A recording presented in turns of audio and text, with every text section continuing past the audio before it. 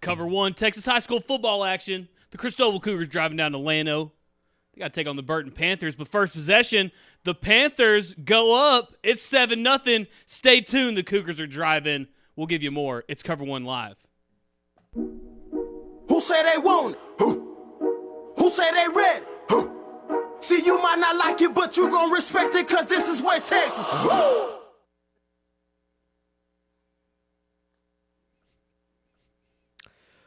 Well, welcome in, boys and girls. Manny the Ants here for Cover 1 Live and bringing you the goods all night long. It's the season of smiles and cries, if you will. It's the postseason edition, the bi-district round of the Texas high school football playoffs.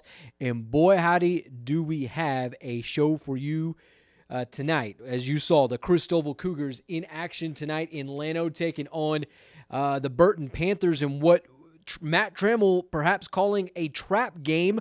More on that in a bit. Plus the Eldorado Eagles down in Burton, Texas, the heart of Texas there in Central Texas, taking on Somerville, as well as another game that we're watching locally back here in the 325, Sonora and Odessa, a Compass Academy.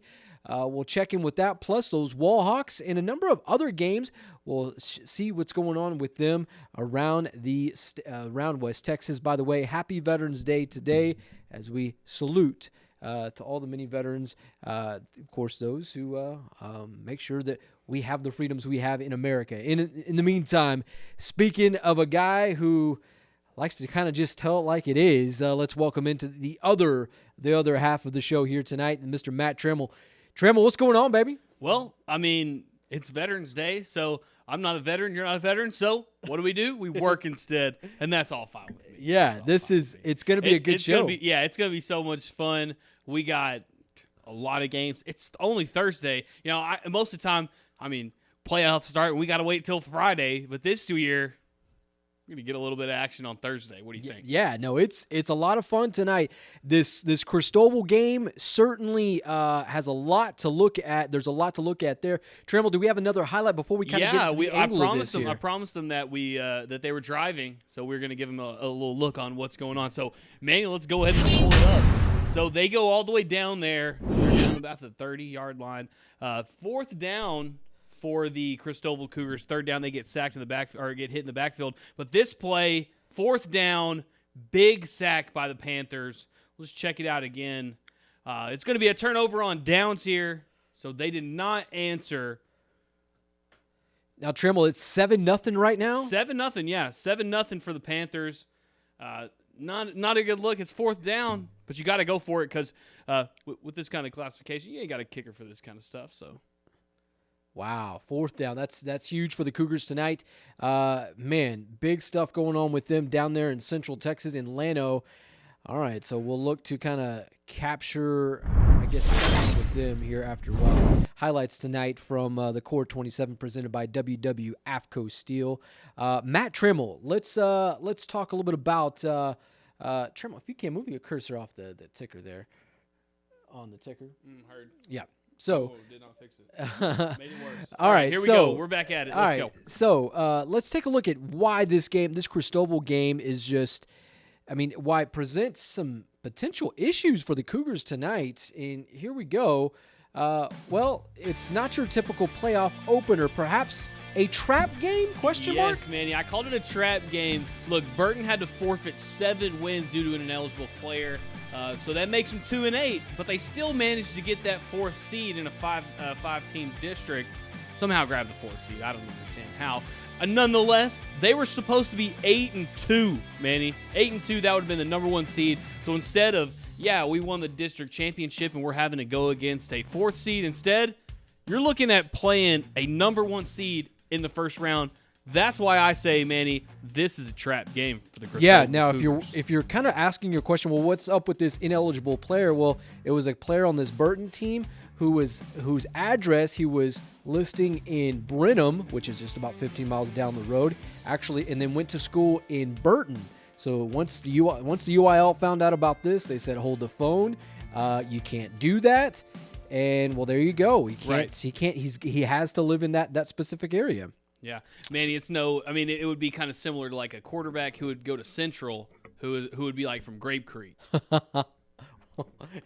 Stop it right there, Trammell. Stop it right there. No, but either way, it was a defensive tackle, so it wasn't a big key player. So I just kind of think that I mean, a defensive tackle can be a big player. Don't get me wrong, but when you're talking about winning a lot of games, you got to have more than that. So football's a team sport. You lose your defensive tackle, you're probably not going to be losing that much. Yeah, and this matchup here, because Burton, they as the record they had, they are now bumped to a 4 seed. This would have been a likely playoff matchup in the 3rd round. Now it's here in the opening round of this one. So, Trammell, this is fun to watch. I mean, this could be.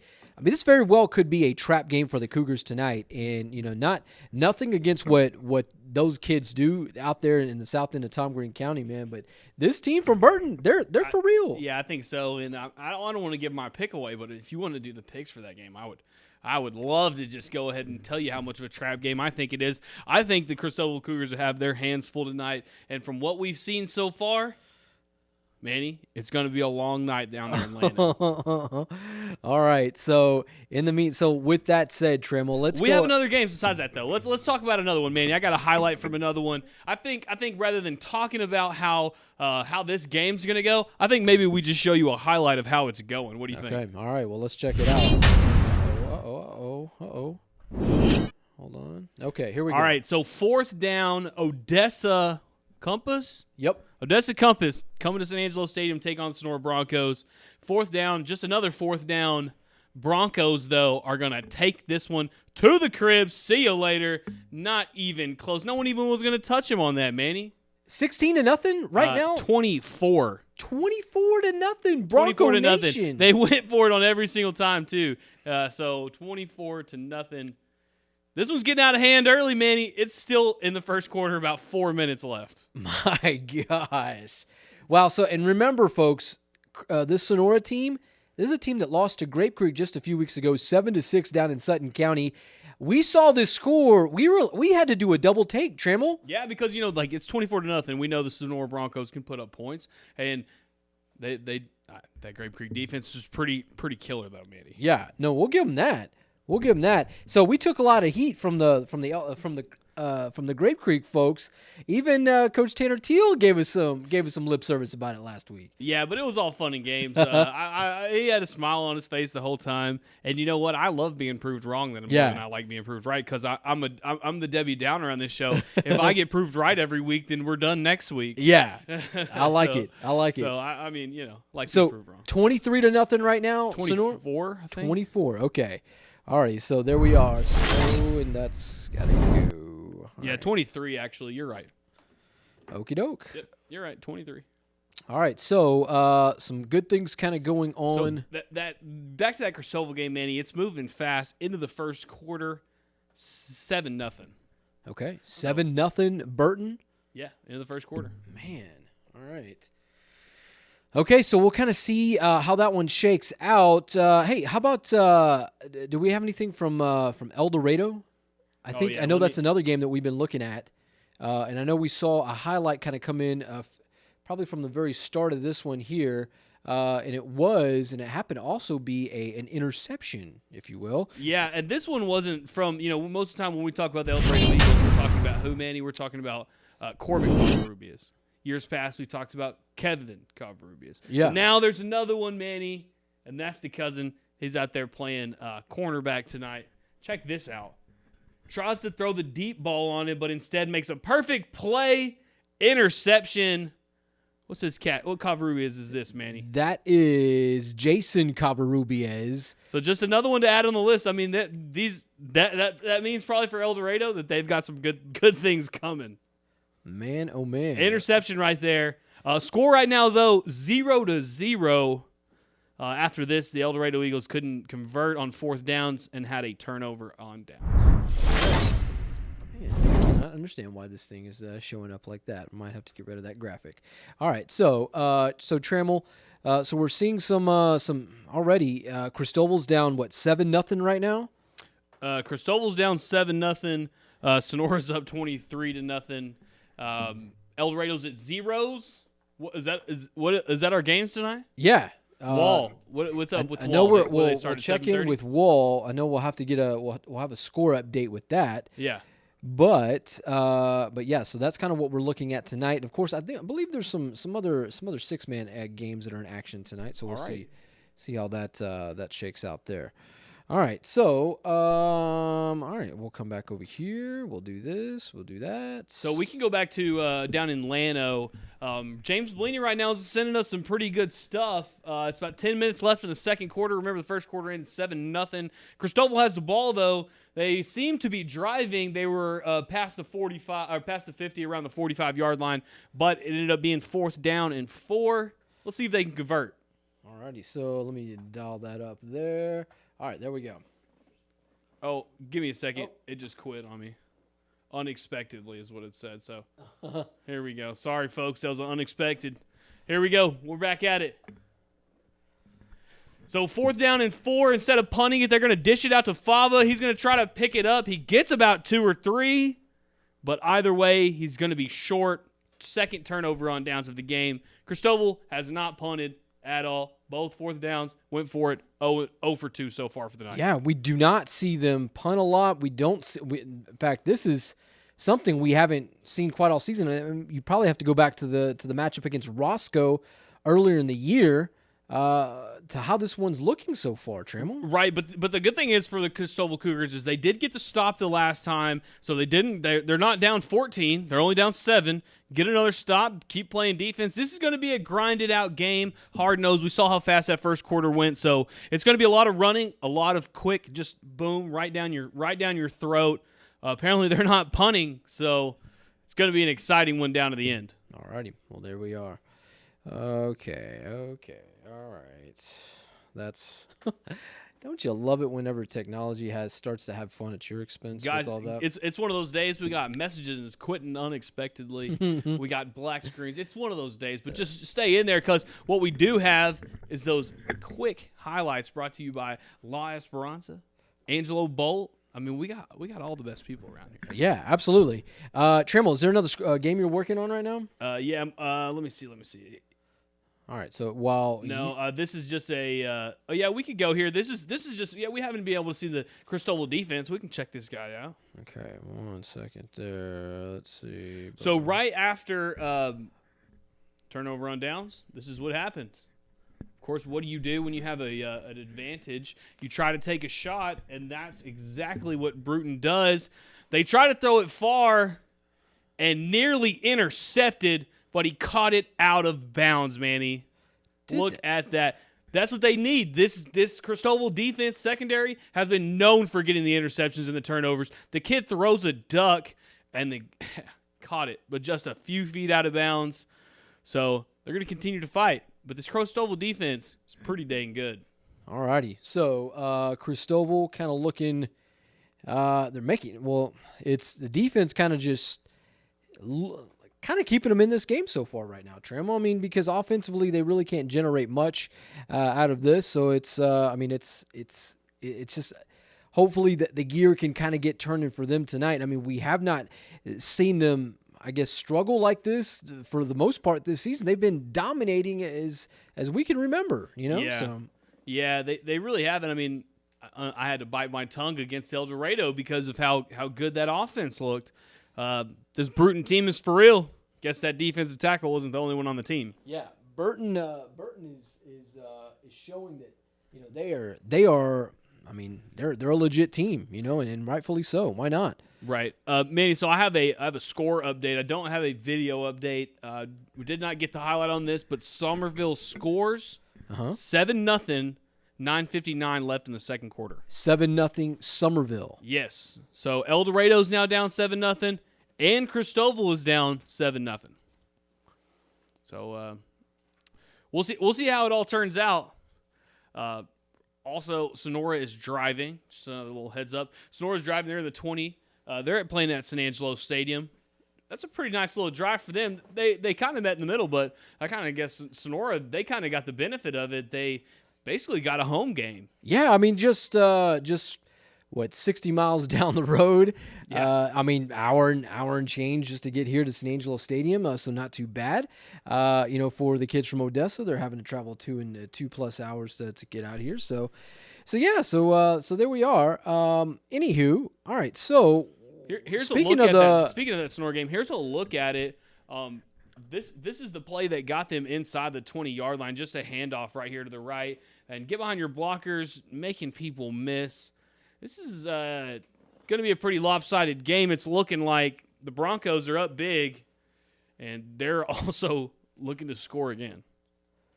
Man, oh man! So it was what 23-0.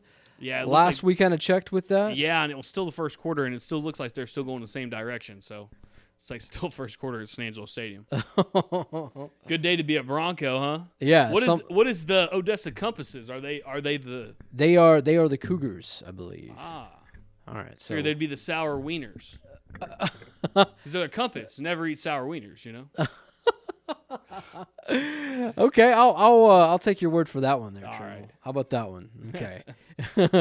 Anywho, all right. So seeing Christoval is kind of struggling a little bit right now.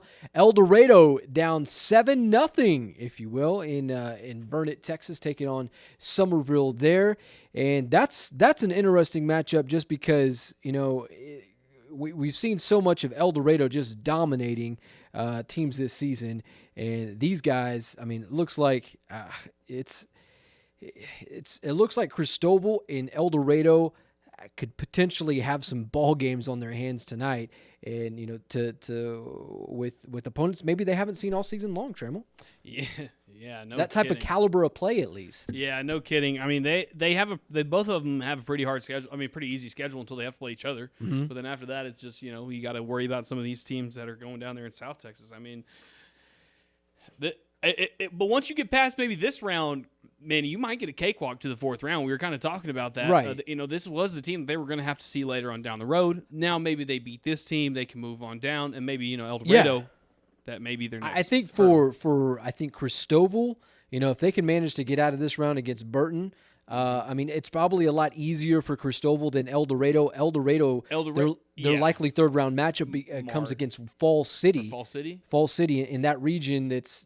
Falls City had to battle Mart last year to get to the state, I believe, to the state championship. Who would have to play Mart win?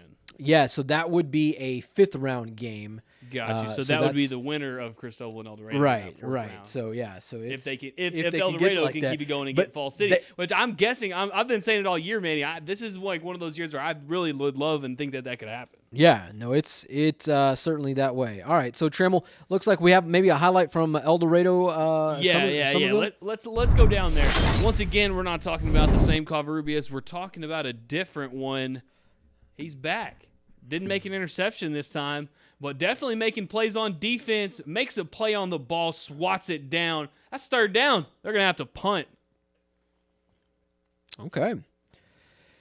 All right, so this defense looking pretty solid for Eldorado, at least right here. Trailing right now 7-0. Yeah, definitely. So they got a punt. Maybe, you give it to his cousin, and he's going to maybe go score a touchdown. These Covarrubias kids are crazy. How they've just taken over this Eldorado, I don't want to say franchise. I don't know what that term would be. I guess the program. And they're hopefully they just keep making Covarrubias, I guess. Yeah. That's the best way for Eldorado to be right. good. It's what it's looking like. Goodness gracious, they got athletes all over the field, though. Eldorado defense making big stops. Look at this offensive line for these guys. This is a small school, but some beefy boys there. Yeah, look at 65 and 77 right here. These are big boys. They don't miss the grocery line too much. Oh no, definitely not. Man, I bet it's nice to have those guys, blocking for you when certainly you can run behind them with that. So. Oh yeah, look, they're just. I mean, this is there's not a lot of pressure back there. 77, Lord. He's 77 because he ate 76. All right, speaking of that Eldorado game, Trammell, let's take a look at this angle here because Corbin Covarrubias, this is who he's up against tonight, and this is the kid from the Somerset quarterback that you just saw, Johnny Legg. And take a look at Corbin Covarrubias through 8 games, 188 attempts, over 2,100 yards passing. This kid's averaging about 263 yards a game, 33 touchdowns. On the ground, 14 rushing touchdowns. Johnny Legg, man, what a name for a quarterback. 189 attempts, 1,700 yards passing through 9 games. About a buck 95. Let's call it a buck 94 with that. 16 touchdowns, 8 rushing touchdowns. So this kid, I mean, he's kind of a prototype. He's very similar to Corbin, wouldn't you say, Trammell? Yeah, they both like to throw the football and both like to run the football. They literally both split 50-50 basically on their throwing and running touchdowns. I think Covarrubias may have a little bit of an upper hand. If you see, they've thrown the same attempts, but he's averaging about 50 yards more. But that also comes into play when you have a running back like they do. Yeah. That like we saw earlier, that running back is pretty legit. Not Johnny Leg, but also that running back too. Yeah. All righty. Let's have an update actually from Eldorado. Okay, so if we want to check in it, so Eldorado has the ball now. They do have the ball after that play. Let's check it out. Okay, 1 second, Trammell. Let me cue that thing up here. Yeah, they do have the ball. They ended up having a punt after that third down. They're at about the 30, 32-yard line. Let's see what's going on. Okay. Let's see here.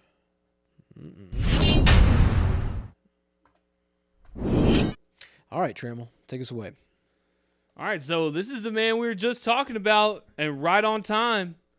Has so much time back there, just throws a bomb like nothing all the way across the field. A horse collar tackle, and then it's going to be 1st and goal for the Eagles.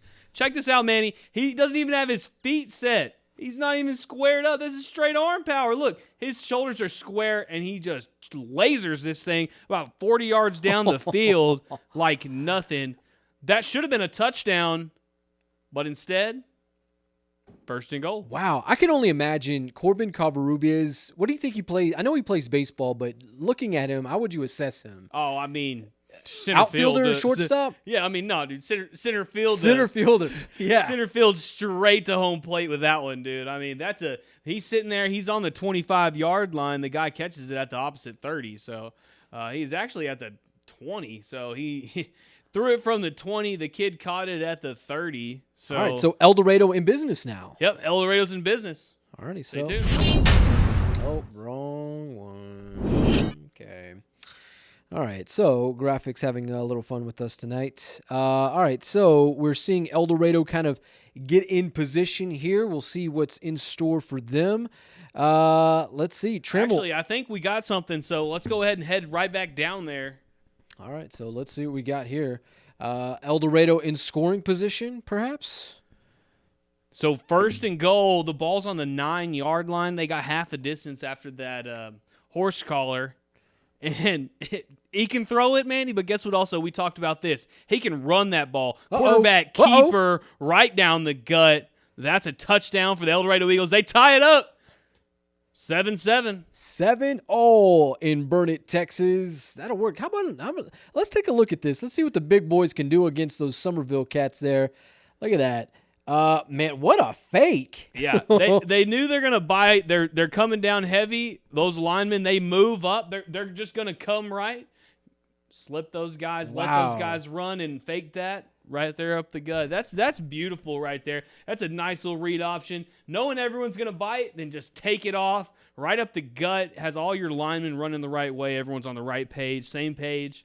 It's a touchdown right there. That's going to make it his 34th of the year. Well, nothing against the used car salesman of the world, but I tell you what, Corbin Covarrubias, if football doesn't work, look at him just sell that. I mean, definitely on his way into the end zone. Trammell, so 7-7 down in Burton, Texas. We're seeing the Eldorado Eagles finally kind of climb back into this one here. So, Eldorado kind of making it a game. In the meantime, how about these Christoval Cougars? Anything else that we can see from them? Oh, yeah, my fault. I thought we were still on. Yeah. So, I do see, in fact... Here's the first thing we need to look at. This is how they got there. Let's see. You ready for me to cue that up, Trent? Yeah, let's pull it up. This is how they got there. Right here, 5 minutes to go in the second quarter. Just a jet sweep. Psych, a reverse. He's got some room to run, too. Gets about 5 or 6 on the play. But really, that's going to set him up in kind of a very good position for this next play. Let's watch it again, though. Jet sweep reverse. Had a lot of room. Kind of missed the hole there. Decided to pick it to the outside and then come back to the hole. But by that time, it already closed up. Wow. Okay. So there's that. Do we need to? Go In back. fact, To, I can pull that queue up one the next part of that. Yeah, go to it. All right. So from there, how about we go to here, and looks like Christoval. So yeah, they kept it going. Minute. Took a minute off the clock. He just Fava. handed it to Josh Fava. That's a 20-yard touchdown. Look at that. Ooh, right in your grill. Right in your grill. Look at that. Josh Fava ties it up right as the Eldorado Eagles tie it up. All right. 7-7. All right, so 7-7. Christoval kind of getting back into this ball game here. You want to look at it again, Manny? Let's take it one more time. Let's take it one more time there, Trammell. Yeah, so this is just a great run right here. Hands it off right down the gut and just run downhill. Don't run any other way. Rumble, young fella. Rumble. A little taunting, but you're down, so, hey, don't go too crazy on it. But I like the confidence. I like the swagger. Ties the game up 7-7 by number 7, Josh Fava. Yep. Gotta love it. Gotta love it. Cougars getting back into this one here. All right. So as we kind of come back to the desk here, Trammell. So, hey, by the way, before we get any further into the night, let's kind of get into our picks because I know that I know what you're everything's watching. tied up. I know what you're watching right now, and I see why- it in the corner of my screen there. But why everything's tied up, Manny, I think that is a good idea to go ahead and get to our picks because I think when we were down 7-0, everybody that was kind of skewed. Yeah. All right. So let's start with this other game. We'll do we'll check in with the score with these guys here momentarily. But Wall versus Brock. We got one believer. Yeah. The one who didn't believe in Grape Creek. Mm-hmm. Manny, why did you pick Brock? You know, nothing against Houston Guy and the Wall Hawks, but I tell you what, they just aren't the same team as we've seen them in years past. They've been such a dominating program over the past. I mean, heck, over the course of probably the course of a decade, last 10 to 15, probably the last 10 years that they've been so dominant. And now, things like this happen to programs. It's just a slight hiccup. Last week it was that loss to Early that kind of just really put them in this spot. Yeah.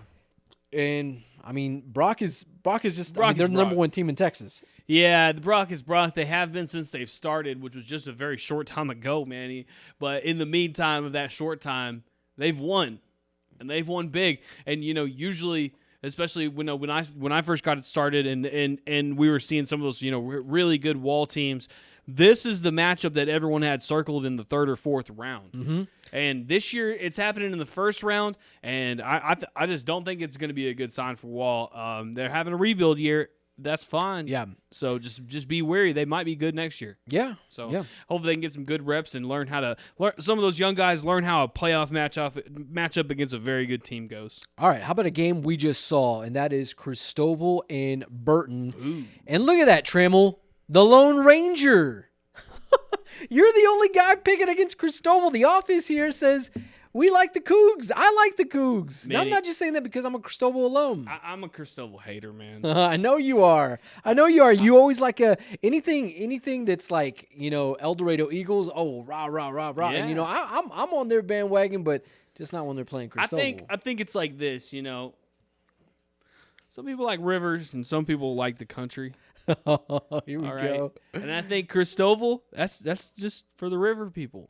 Oh, my God. And I think Eldorado is for the country people. Easy with that, Trammell. So I think that me personally, I'm from the dirt, the land, the level land where there's not river anywhere or water anywhere. I just am probably more comfortable where there are more deer than people. I got you. All right, so let's revisit this one. But why I picked the Burton Panthers is already explained. It was a trap game from the start, Manny. This is a number 1 seed. They're 8-2, but the UIL pulled a friendship card on them. Now they're 2-8. They still made the playoffs. So did it really matter? Because the regular season, does it really matter? Yeah. I guess, yeah, it's only the district season. All right, last game here, Eldorado, Somerville. I mean, this is across the board, unanimous decision here. But this is a tight ball game, just like we saw with Christoval and Burton. Eldorado and Somerville tied at 7s in the first quarter. So I don't know. I mean, this looks to be a pretty solid game. I mean, through thick and thin, I'm still running with the Eagles tonight. Yeah, me too, but I think we may have overlooked this team a little bit. You think so? The leg might bring him in.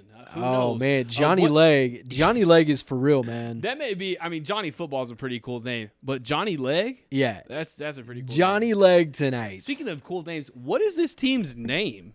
We'll have to revisit that tonight because it's Somerville, like Yagunyas. it's an interesting. We'll revisit that here in a bit. Yeah. All right, so let's get back to another highlight here, Trammell. How about let's go back to San Angelo Stadium with Sonora, Odessa Compass. Yeah, Manny, if I could have made another pick with this, they would have been the Sonora Broncos in this one. Yeah. Because Odessa Compass, they're laying a stinker tonight. Right here, another one. It's second quarter finally, but just like the first quarter, throwing touchdowns. Toss me one, son. Yeah, Sonora Broncos are up 32-0. Ooh, baby, look at that pass. Nice. Got him. Got he? Yeah. Throw your hands up, kid. This is just against the JV team. Yeah, I mean, Sonora, I mean, these guys, this is a pedigree type of program. New head coach. Glad to see, Sonora rocking with that spread offense. Back with that from the old David T. Sign days there. So Unis are dope. Yeah, by the way. awesome. Yeah, for real. Top notch. Top notch with the Sonora Bronco Nation there. Yeah. All right, coming back to the desk here, Trammell.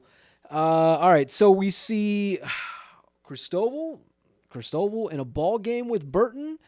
Eldorado in a ball game with Somerville. Yeah. Speaking of ball games, Manny, here's something that might interest you, excite you a little bit. Okay. Here it is. All right.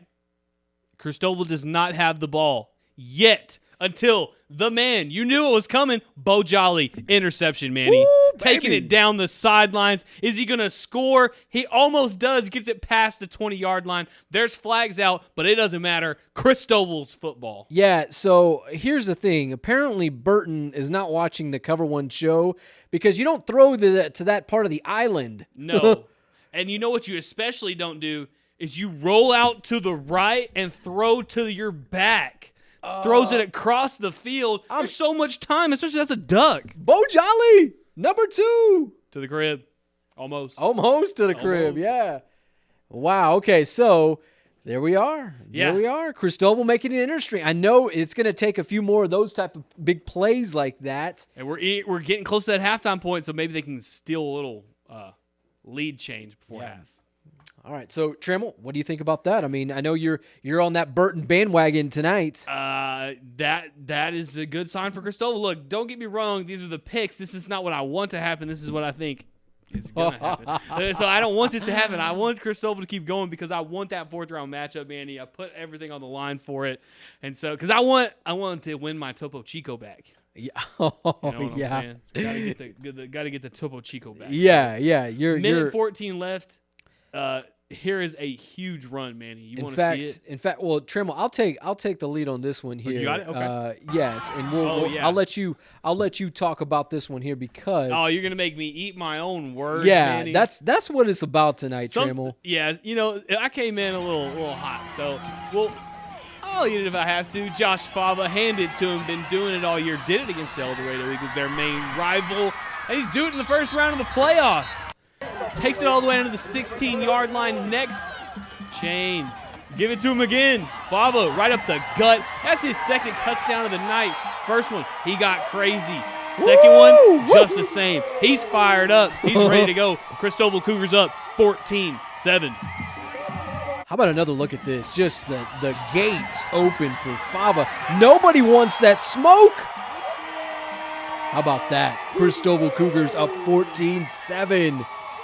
That does not get old, Trammell. So this is about less than a minute to go in the first half there. Yeah, it says about 20 seconds left. So we can maybe get Blinny on the space time so he can tell us what the heck's going on, Manny. This is exciting. Yep. Yep, that it is for sure. All right, coming back to the desk here, Trammell.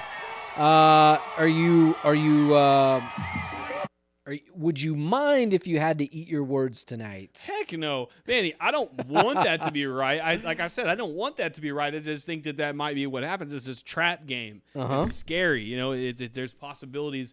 Possibilities are endless when you talk about this kind of situation, this kind of scenario. So I don't want it to happen, but it could very easily. Yeah, let's let's revisit that. If you're just tuning in right now, let's kind of tell you what we mean about this trap game tonight.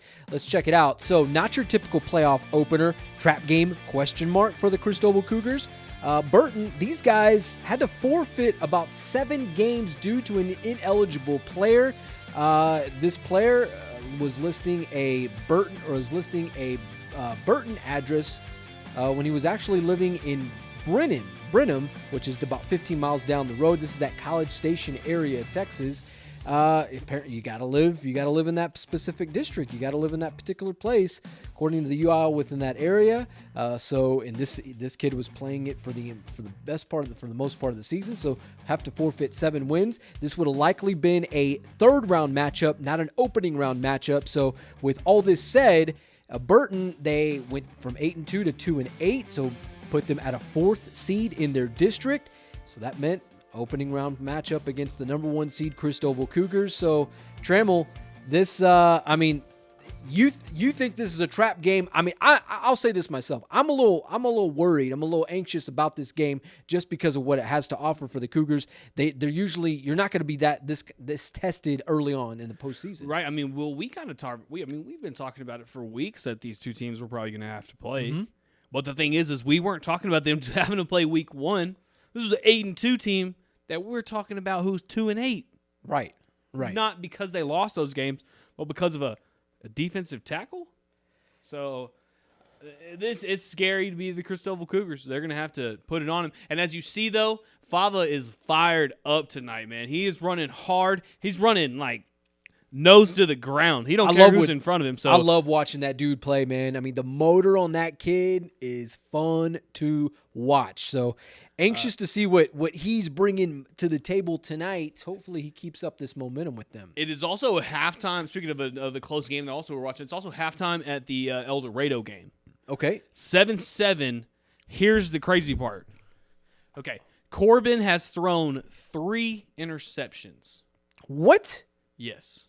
3 interceptions? Yes. Our person on the ground says halftime 7-7. Corbin has thrown 3 interceptions. The game is back and forth.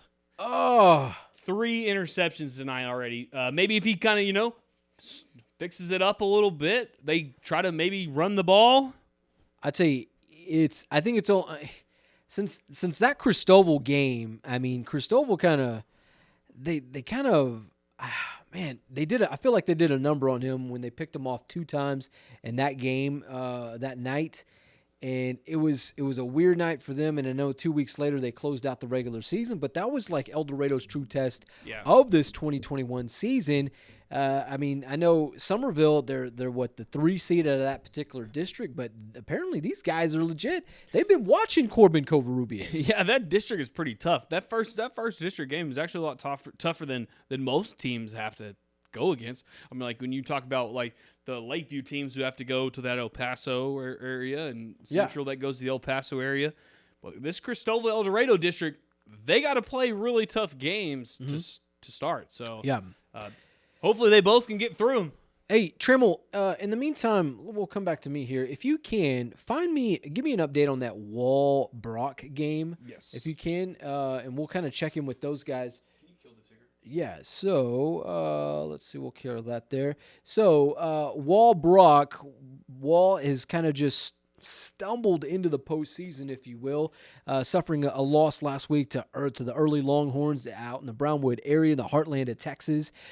These guys, they were looking to be the number 2 seed. That loss put them in the 4 slot coming out of that particular district. So Brock, as good as a team as they are, well, they number 1 team into that district, so the 1 and 4s always match up against each other. And here we are. That's kind of how we've arrived at that particular matchup. Usually, what we're seeing that game coming in the third round, perhaps maybe even the fourth round of that Class 3A Division 1. So, we'll see kind of how this whole thing plays out with them tonight. It's who knows? Maybe Brock just has an off night with that. Or maybe, perhaps this is Wall's time to truly shine. What do you say, Trammell? Manny, you'd like to go to the Deersky and Deersky scores page? Oh, I would love to go to the Deersky and Deersky scores page. All right, well, here it is. Brought to you by Deersky and Deersky Realtors, the real estate professionals of Texas. If you want to see these, go to www.stanzalive.com/scores. Manny, Brock Wall, 14-6. Brock, second quarter. It's only 14-6, Manny. Okay. What do you think? Here we are. We're the picks tonight. Trashing the Hawks, unanimous pick across the board, not really having much belief in these guys. But look at this. Not too bad. Trammell, thoughts on this one so far? Well, it's a lot closer than I expected it to be. Wall got in the end zone. Well, we think they got in the end zone. They could have had 2 field goals for all we know. But, and the one good thing, the one advantage that they do have in this game is that Coach Guy has had to play this team for so long, and he knows how to figure things out, and he knows how to win ball games. So he, no matter who Wall's a plug in, plug out program. So even if it's a down year for him, I think they may still be able to match up. Maybe not match up a little bit, but be able to know how to control them. What do you think? These kids, they've been playing each other for a number of years now. So, why not? This is – listen, Wall is coming into this game as the true underdog. This is kind of their Super Bowl, if you will, going up against the best team in Texas. Why not give it all you got? I love the fact that it's like that for them tonight. Other scores, Trammell? Yeah, let's see. Let me go back all the way back so I can – all right, here we go. Lubbock, Coronado, El Paso, Bel Air, 57-0. Oh my gosh! No surprise there. Halftime. Stangs. Saginaw, Boswell, Hazlitt, Eaton. This is going to be what a San Angelo Central matchup. That would be a matchup for Abilene High in the second round. If Abilene can, of course, get past El Paso Eastwood, looks like that they may do that. Well, it looks like it's a pretty close ball game right here. 21-14, Eaton up. Yeah. All right, Burton, Christoval, tied at 7. We actually saw the update to this one, 14-7 now. Christoval's up. Okay. Somerville, Eldorado, tied at 7. Remember, Eldorado's starting quarterback, 3 interceptions in the first half. Got to turn around. Odessa, Compass Academy Charter School. This is actually backwards. Yeah, flip. Sonora's up in this Sonora's actually up 37-0 instead of Odessa. We'll get that updated. Paso, Riverside, Big Spring. Manny, Big Spring's number 1 in the district? No, they were the last place team in that district. Lakeview's the last place team in the district. No. Lakeview got the number 3 seed in the district. Yeah, because Lakeview beat Big Spring last week. Holy moly, I forgot. Yeah. 14-0. Either way, 14-0. Big Spring's down. What do you think that's going to mean for Lakeview tomorrow night?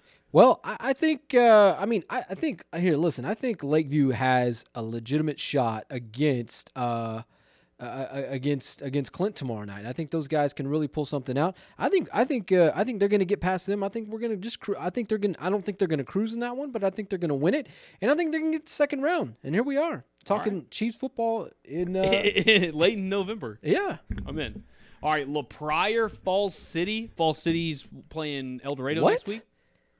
No, this would be a third round matchup for Eldorado, perhaps. Looks like Falls La Pryor 42-0 at this one. Falls City's down.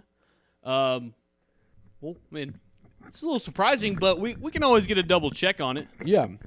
Here's another one. Brownfield, Muleshoe. This is my neck of the woods up here. That's real West Texas over there. 14-14 right now. Tie ball game. Brock, Wall, we talked about this one, 14-6. Brock, Amarillo, River Road, and Denver City, 14-0. River Road. Yeah, so actually that Falls City La Pryor, it is actually 42-0 Falls City. So that it's flipped. score That's is another flipped. one that's flipped. Okay, So, yeah. we'll get this updated. We're having, it's a Thursday. Calvert, Oldsby, 22-18 Calvert. Stanton, Childress, 7-0 Stanton.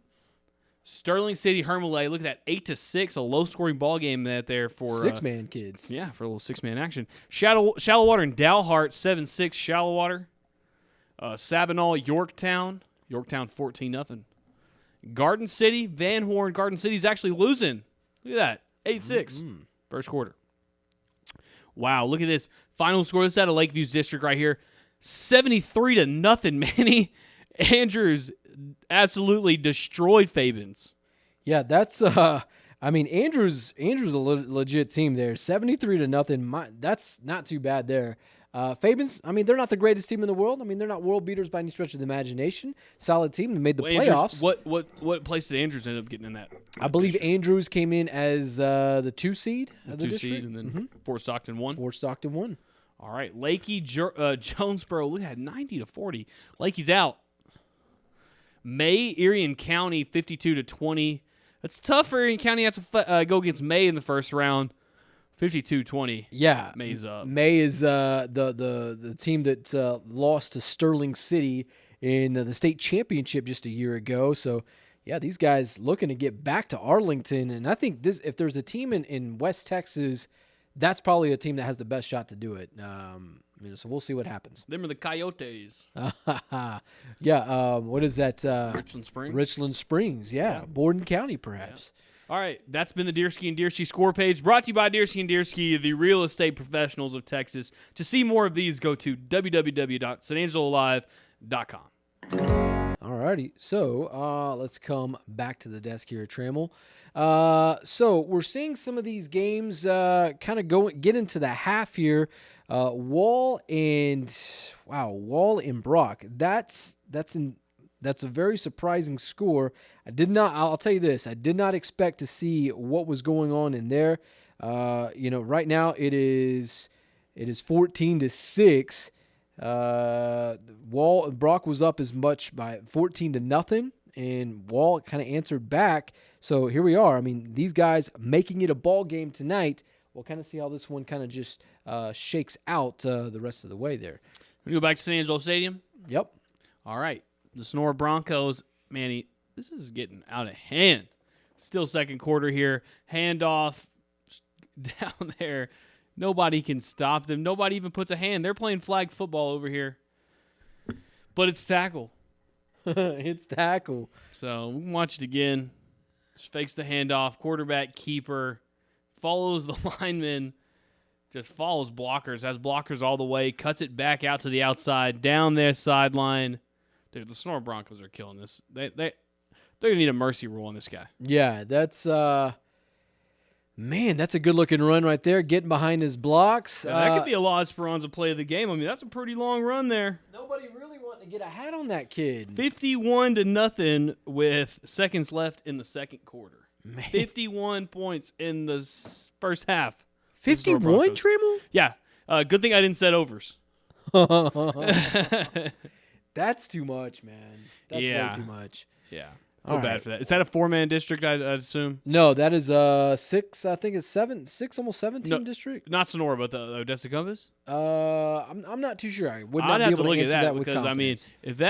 if that's a 4-man district, then, man, that sucks. But if that's a 6-man district and there's 2 teams worse than that, oh, man, that is not no way no. Let's see. Let's pull it up. Odessa Compass Academy football. Yeah, so 51 total points coming from Sonora in the opening quarter of or the opening half of play. Officially halftime there. Man, so it's I think it's safe to say that Sonora will be marching on to the second round of play. Wow. That is actually a 5-team district. 5-team. Okay, so they actually beat someone. They were 1-9. Odessa Compass.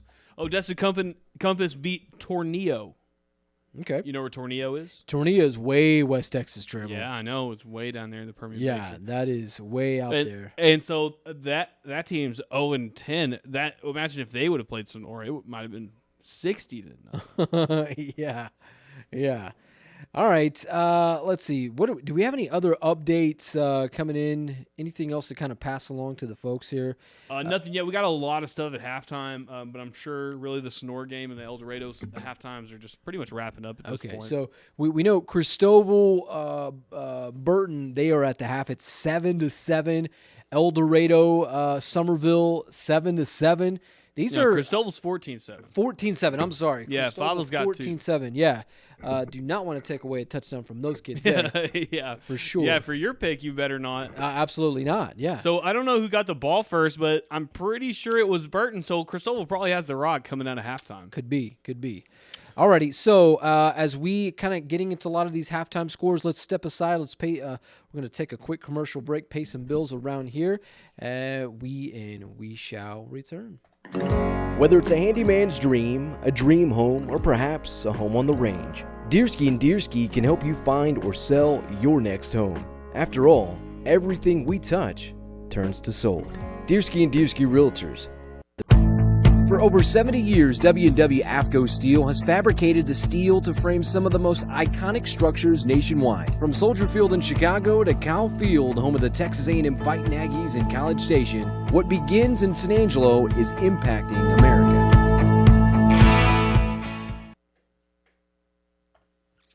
All right, our scoreboard tonight proudly presented, anything you see score related, proudly presented by Deersky and Deersky. And, of course, highlights tonight proudly presented by WW AFCO Steel, along with our wonderful Matt Trammell desk sponsor, Angelo Bolt. Angelo Bolt coming in clutch down the stretch of the season. Trammell, you actually get a sponsor. I, on the other hand, I'm apparently nobody wants me, Hey. It's pretty simple. It's Angelo Bolt, man. That's just me and them. We just go together like a screw in a nut. I don't know. Do you still have props, Trammell, over there? I do still have props over here. Hey, look, don't worry. We can still get ready to bolt down. We're not quite there yet. Teams aren't getting blown out yet, so I haven't had to pull out the bolt yet. In the meantime, though, Manny, I got somebody who really can tell you what's going on. Oh, a little James Bellini? The man himself, James Bellini. What's going on, James? Not much. It's a 14-7 game. Pretty scary in the first quarter, and then Josh Fava had 2 touchdowns. Bo Jolly had an interception, and momentum's on the Cougars side. All right, well, you tell me. I've been telling you all week. I said, dude, this is a trap game for the Christoval Cougars. They're really playing a 1 seed. You said it was scary. Is there a chance that they could let this thing slip? Burton's a good team. That Christoval said that all week. Last week they were a good team, and they are. I don't know how they have any integrity when that coach is lying the whole season, but no, Burton's a good team. They're playing hard. And tell me some of the things they're doing. What we've been seeing? They're eating clock, man. They're eating clock. They're running and they're eating clock, and it's whenever they pass. Bo Jolly almost had 2 interceptions. He had one on the sidelines that was out of bounds. So when they throw it, bad things happen. But running the ball, they've been pretty effective. We've been. One thing I kind of pointed out, I was like, dude, look how big that offensive line looks for them. They look pretty solid. Does that seem like that's been a problem for Christoval in interior pressure at all? Yeah, no, yeah. Loman's gotten sacked a couple times at big junctures on a 4th down sack. They're just big up front. They're good. They're a good team with or without that kid. So here they come. Here they come. Yeah, let's see if we can get a little action, see a little shots from them. Bellini, the size of Burton, do you think that these guys, that this Christoval team has enough to hang with them? Because it looks like, this may be one of the bigger teams that they've seen all season. Yes, I think Christoval can hang with them. They're hanging with them right now. That first took a little bit to wake up, but they certainly kicked it on. So with what we're kind of seeing with Bo Jolly, he has 2 interceptions right now. No. We've been talking a lot of right now. Yeah, he just has 1. Yeah, just he has one. Okay, but he has 1 that he caught. It was just out of bounds. So Do you think? I mean, why even throw to that guy? I mean, we talked about the Christoval Island a few weeks ago. Yeah, you throw at those guys in the Red Sea, man. That's and honestly, throwing it hasn't worked out for Burton at all. Running has worked. They're big up front. They need to just grind on Christoval. Who gets the ball? Who gets the ball first in the second half? Burton. Okay, Burton gets the ball first. So say they get a stop and Christoval can score. Do you think that'll be enough cushion for them, or do you think they're going to have to go up by a couple scores? No, this game's going down to the last minute, man. This is going to be a fight. Alrighty, so perfect. You know, the only place you can the best place you can check it all out is here, right? Say what? So, well, you know, if it's going down to the wire, the best place to check it out is here. Sorry. Alrighty, James Bellini bringing us the goods tonight. James, we appreciate you. Best of luck to the Cougars in the second half. I'm supposed to get some love from Josh Fava on them 2 touchdowns, but I guess I'll have to wait for his third. Hey, he's been showing off, though. Big excitement from him. He's been showing a lot of passion. Maybe he can do it again in the second half. Oh, yeah. Alrighty. James, be good. Wish the Cougars best of luck for us. Best of luck from us the rest of the way. Hear from you soon. I will. Matt Burton. I'm not going to wish them good luck from Matt. Yeah, no. Say Matt picked Burton. All right. Maybe that'll fire him up some. There you go. Perfect. All right, James Bellini bringing us the goods tonight from Llano, Texas. He's boots on the ground for us tonight. This guy, he's willing to go to the end of the earth, and that's what we love about James Bellini. This is just the thing, Manny. It's just me and Manny, who's from Christoval, and James, who's from Christoval, and Yantis, who is from Christoval, and Joe, who lives in Dove Creek, which is basically Christoval. I mean, dude, I can't do it. I can't rock with them.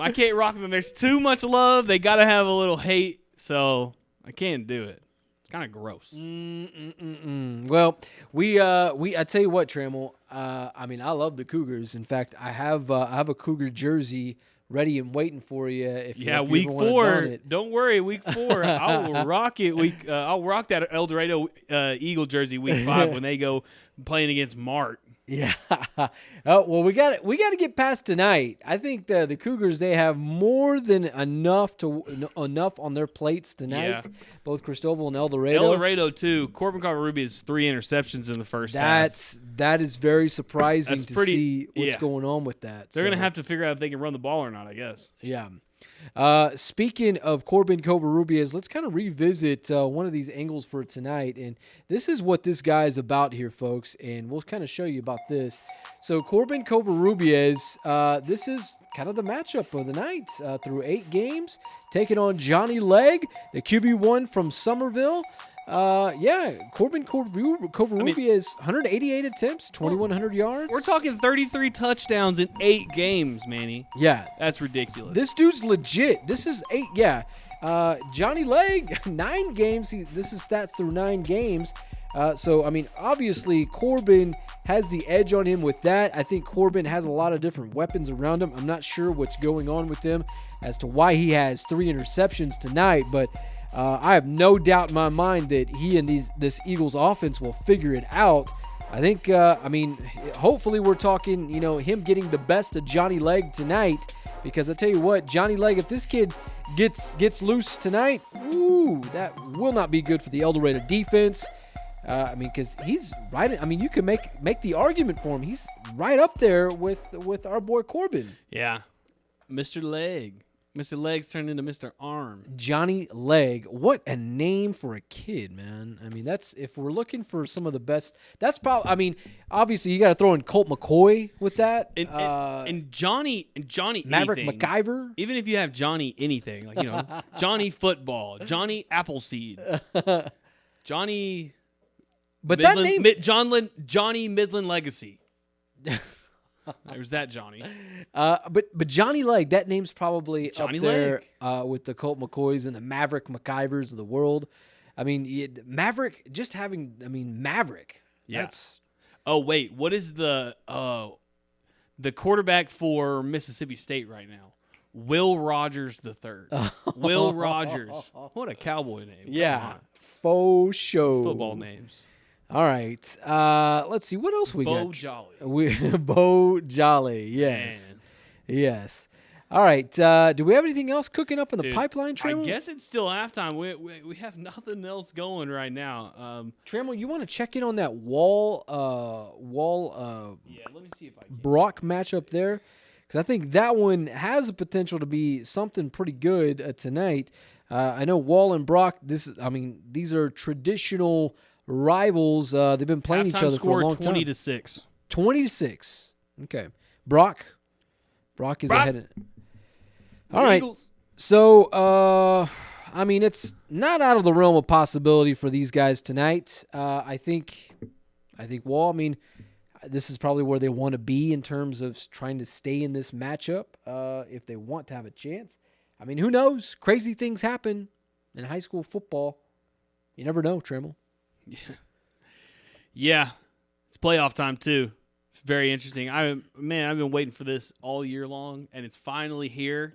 So I really don't want all our teams to, fall out early. Yeah. That would be really bad. I'm having a really bad year for sports, Manny. I'm a Texans fan, a Texas Tech fan. It's a bad football season. Yeah, being a Red Raider, you have to kind of understand that that's never going to really go your way. But hey, if you are, that traditional Red Raider fan, the through and through Raider fan, they do have a new old ball coach in Joey McGuire. He is, if you know anything about McGuire, he is a one-time Texas high school football coach. If you know him from his days in high school football with Cedar Hill, the Cedar Hill Longhorns in Trammell. In fact, I saw him coach. Well, it was against those 2009 Abilene High Eagles when Abilene High went through McGuire and those Cedar Hill Longhorns en route to the state championship against Katy. And I tell you what, man, the energy that he brings to a program is insane. And I loved what he had in his opening day press conference there in Lubbock. He got on the podium. I'm going to die in Lubbock. Well, his biggest thing, he said, it was like he wanted to lead the chant. He wanted to lead Raider, yes. Power, Raider, Power. Yeah, so anytime a coach can do that, and I know his recruiting style is one to be that I think that's going to be fun to watch over the next few years. It'll be interesting. I loved when he said, I'm going to die in Lubbock. Because you know what? Most people who die in Lubbock don't choose to die in Lubbock. True that. True that. Yeah. So we'll see what happens with Coach McGuire. I'm, as Trammell and I both Texas Tech fans, as a fan of Texas high school football, I've seen him come up through the ranks, and certainly watching him with Cedar Hill, that was a lot of fun, and I know he's going to be He's going to be good there at Tech. So, but my point was the Houston Texans bad, Texas Tech bad. A lot of these Concho Valley teams this year have not been the best they've been. So this year I'm having a really tough time for football, and I really need the Christoval Cougars or the Eldorado Eagles to make a really deep run to just make this season so much better. Well, Trammell, I think we got a few goods here. Looks like Christoval's back on the grind. I'll take this one. In fact, if you want to, you can kind of give us the goods on this. Let's head back to Llano, Texas.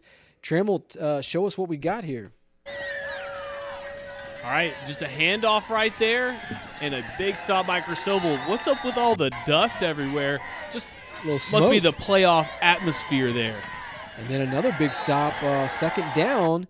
Christoval kind of getting things going on defense here. Yep, that was number 34 by Christoval with a great stop.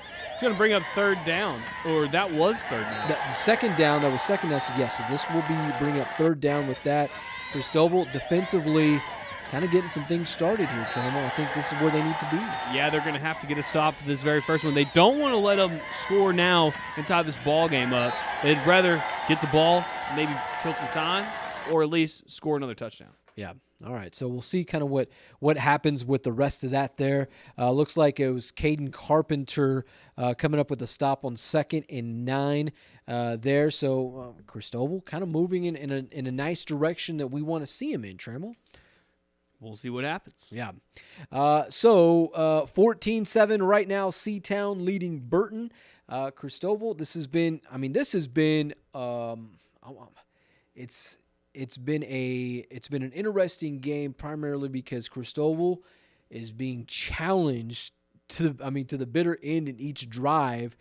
Something that we really haven't seen. I mean, you probably have to go back to week 4, week 5 when the Cougars went down to the Sweetwater area to take on the Roscoe Plowboys, in which that was the only loss of their season. So and that was surprising. Honestly, that was really surprising. It was a surprise because we didn't expect that, but here we are. Lo and behold, Roscoe actually turned out to be a pretty good football team. So is Christoval. But look, what's interesting, what kind of stinks about that matchup is, that was the only time we're going to get to see them square off against each other because they're on opposite sides of the bracket. So. Yeah.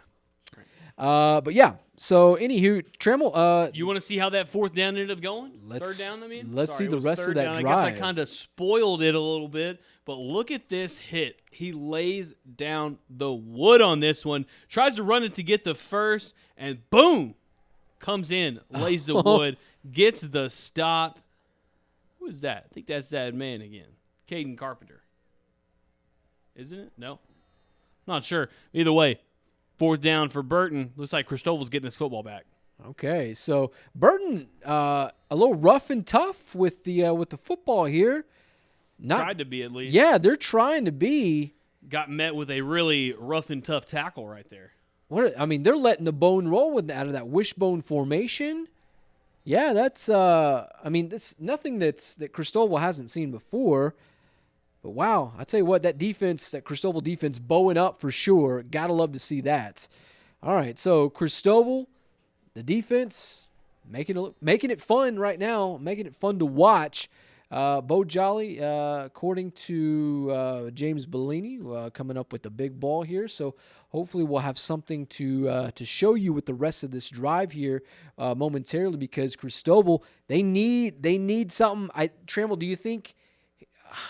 How much do you think that they need a touchdown to start this drive in the first half? It the second half would help. They're going to need to not put the brakes on, because if they put the brakes on for 1 second, it's a tie ball game again. So. Yeah. All righty. So in the meantime, we do have some other highlights to get to, and that is from Burnet, Texas, with the Eldorado Eagles in Somerville here. Oh man, another unexpected. What the heck is going on with this? All righty. So I got it. Here we go. You ready for the highlight there? Yeah, All right, let's Trammell. roll it. All right, so Eldorado Eagles, remember we talked about COVER1 has 3 interceptions in the first half. What did they had to do? Run the football. Here we go. They tried it. Fumble! Eldorado Eagles do not get on top of it. They turn the ball over for a 4th time tonight, Manny. 4th time? Hands it off. Look at that. Just threw it, basically. Stripped it out. That's a huge fumble right there. Look at that, man. Look, he pretty much throws it at the defender. The handoff just slips right out of his hands. That's got to be terrible right there, because he had possession of it. He looks like he's going. I think the defensive tackle kind of hit his arm, and when it slung forward, the ball went. It's almost like he just he caught it at he was at the wrong place at the wrong time with that. So looks like a turnover for the Eldorado Eagles. 4th turnover of the night. Can't win playoff games if you turn the ball over like that. So that's tough to watch. It's tough to see, because Eldorado, these kids have so much momentum. They had so much momentum heading into this postseason. These guys, crazy good football team.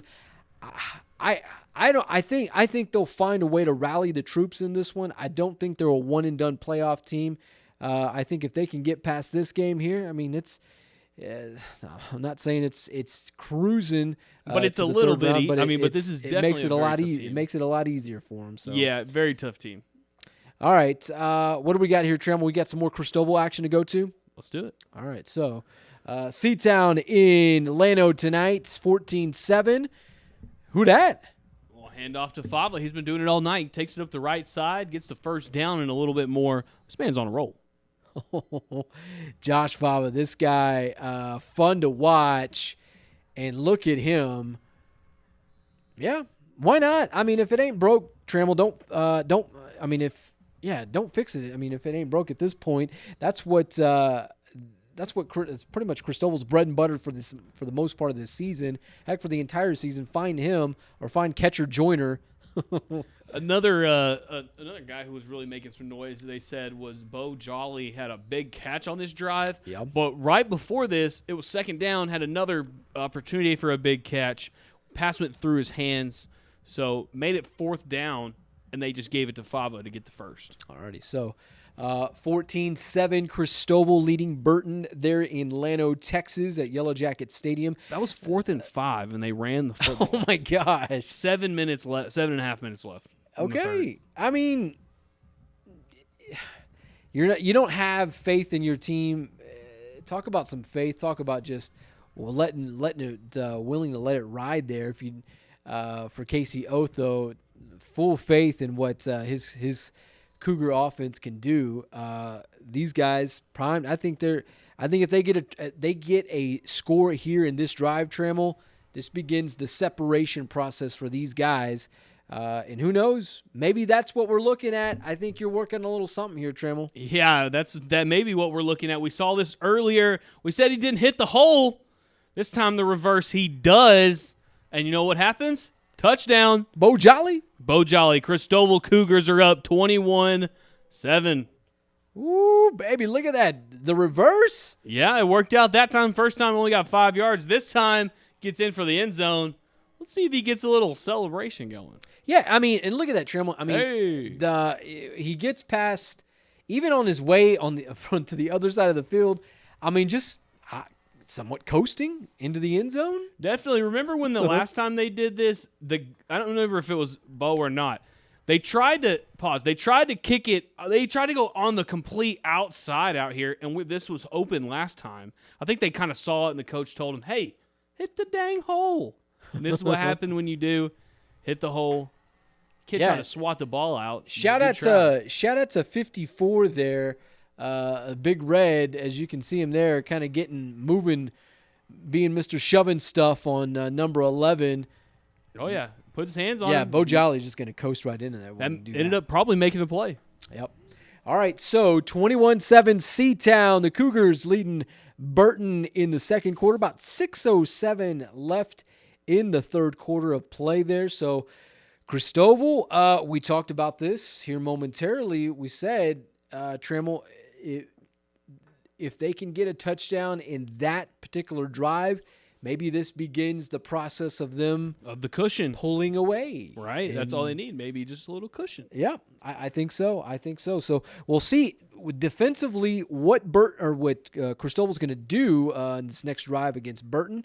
Perhaps, I mean, if we see another Bo Jolly, I mean, this guy has a touchdown, has a pick. Yeah, yeah, and if he can grab him another one or some kind of else, that's a player right there.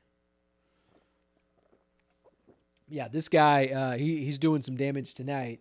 They talk about the stickers in the helmet. Yeah, he's probably in line for a few of those tonight when it's all said and done. Well, the heck with the stickers on the helmet. I think he's looking for trophies on the wall. I think that's what he's more worried about. This guy's going to probably get some kind of award for. I mean, they've got to be a all-state duo right there. Yeah, I mean, they have too many interceptions for them not to be.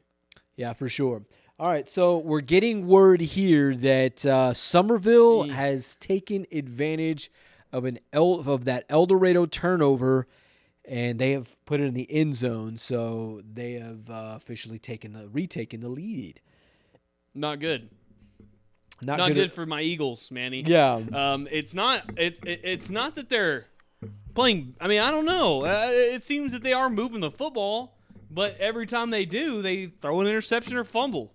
Got to clean it up a little bit, boys. That's all it is. It's not that this team is better. Got to just clean it up a little bit. Yep. 14-7 with about 5:48 left in the third quarter. Plenty of time. Play. Plenty of time, boys. Yeah, I mean this game is not out of reach. I think for Eldorado, I mean they're just being challenged a little bit. That's all. Yeah. But we saw what happened last time they were challenged, and I had to bite my tongue. It did not end well because them dang Cougars beat them. But maybe they learned from that. Hopefully. This may be the last chance for some of them. So yeah, well, one thing's for sure. This may be time, Manny. This isn't a Christoval team that they're having to play. Oh, you're trying This to. may be time. They got to bring out the bolt. They got to bolt down on the turnovers. They got to bolt down. Go to Angelo Bolt, guys. Check out all their hardware and anything else you need. Got it all over there, and maybe even some help for the Eldorado Eagles. Yeah, for sure. All right, so also another score to pass along to you. Wall and Brock out in Clyde, America, out in the big country tonight. We're seeing those. It is Brock 20, Wall 6. Brock, if you will, the number 2 team in Texas, just right behind those Jim Ned Indians. These guys... I mean, this is not. I mean, if you've been following Brock, or if you've kind of been following, first and foremost, Wall, they lost a tough game last week against Early, a game that maybe they perhaps should not have lost against the Longhorns. It's probably the first win for the Longhorns against the Hawks in a very, very long time. So it put them behind the 8 ball, put them in that fourth spot. The Wall Hawks in a huge challenge tonight against the number 2 team in Texas. So we'll keep an update on that one there. In the meantime, Christoval in Burton tonight. We just saw Bo Jolly get in the end zone on a reverse play. Made it 21-7. Well, it looks like Burton has the rock now. In Trammell, what are they going to do here? They're driving, I'll tell you that. That's what they're going to do. Just fakes the handoff, takes 2 steps back, and throws it, finds number 11, and he finds a sideline. Luckily, Bo Jolly's quicker, gets to him, tackled about the 8-yard line. But, Manny, they are first and goal for the Panthers. Okay. I mean, well, we saw 11. I mean, he got blocked on the last touchdown run by Bo Salty Jolly. said he wanted to go get him one. Yeah. Those two right there, they're going at each other tonight, number 11 and number 2. Keep an eye out for that battle all night because it's going to keep going. In the last drive that set up Christoval for their touchdown, we saw Burton going to the ground. They were running that. It looked like a wishbone, a wing T type of offense. And now, I mean, they're going to the air, so they seem pretty diverse in what they can do, Trammell. Yeah, we heard Bellini say at halftime that really the one thing that Burton offense was struggling with was that pass offense. That quarterback was trying to kind of, having some questionable balls and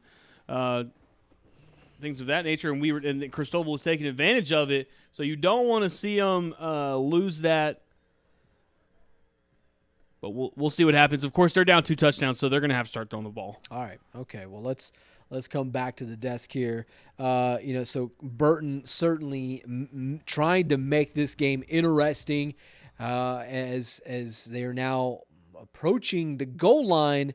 There of Christoval trying to get back into the end zone there. So. We'll kind of see how this one plays out the rest of this drive. In the meantime, it looks like we do have another play to go to. Trammell, Burton knocking on the door here. Yeah, Manny, they're going to throw the ball. Do you think they're going to get it? He's wide open, hits him in the hands. Oh, man, the worst place. Yeah, worst place to get hit by a football, your hands. Yeah. Yeah, definitely. Sends the guy out there, just trying to mess the secondary up a little bit, just a slant pick route there. Oh, man. That's 6 for sure. Had the guy picked off. They sent him over so he could go there to rub off there. Had him open. Good. Looks like catcher Joyner could have had a shot at that. At least get a mitt on it. Pretty Very good close. ball. Pretty good ball by the quarterback to get it right in that one spot. That's pretty much the only place you could have thrown that football. 1 inch over here, he's hitting it. A couple feet over here, he's catching it. Boom. Hits him in the hands, though. No touchdown. We'll see what happens. Stay tuned. Alrighty. So, 21-7, Christoval leading Burton. Looks like Burton is just knocking on the door, trying to beat it down, Trammell. But Christoval, in that case, Burton's just kind of just shooting themselves in the foot, keeping themselves out of the end zone. Because that one, it looked like it was 6 for sure. Not sure what happened with that. It's dropped in the end zone, if you will. So Christoval kind of catching a small break there. This defense needing to bow up. We'll see if maybe they can at least keep them at bay to a field goal, or maybe even get a turnover. Who knows? We're talking Texas high school football, and by that we're talking on a Thursday night. So crazy things are sure to happen with that. So we'll kind of see how this one develops here. Trammell. All right. So Trammell. What is Bellini's putting something in there? If you want to take a look at Bellini's last text in there, we'll kind of see that. Hey, let's revisit. So if we can, as Trammell's kind of checking things out there, we do have. We can revisit what we saw with some of our picks tonight, because this is a game here. Christoval, Burton, Trammell, the only guy that's rolling with Burton tonight. His stock is with the Panthers. I, on the other hand, I can't go against my hometown Cougs. Can't make it happen. I can't do that, Trammell. Yeah, of course you can't. But hey, don't worry. I'll ride the bus a little bit. It's fine. It's fine. I'll ride the bus a little bit. He says. Let's. You want to see? James just told me that this is the biggest play of the night for the Christoval Cougars. Let me set the scene for us. Okay. All right. All right. It is 4th down. 4th and about either 8 to 10 yards. Can't really tell in the angle. 8 to 10 yards. 4th down. They got to go for it. 4th and goal. Let's see what happens. Burton hands it off. Hits a reverse just like Christoval, but he runs all the way. Bam! Down on the 1-yard line. Turnover on downs. Christoval has the football. Wow. This was a toss reverse. He tosses it to his first running back, who then tosses it. Look at number 3. Number 3 is this guy right here. You can tell that he is on this side of the field. Let's pause. He's on this hash mark. You see him? Right here. Number 3. This kid runs all the way across the field at a dead sprint to meet him at the 1-yard line for a diving tackle. That's a play, maybe the play of the game for the Christoval Cougars. They get the ball on their own 1-yard line. Trammell, that's without question. Pretty much, that is a without question, La Esperanza play of the game nominee. Wow. Huge stop there for the Christoval Cougars. Hustle. Yeah. In fact, speaking of La Esperanza, that big play, this is why they're friends with us this season.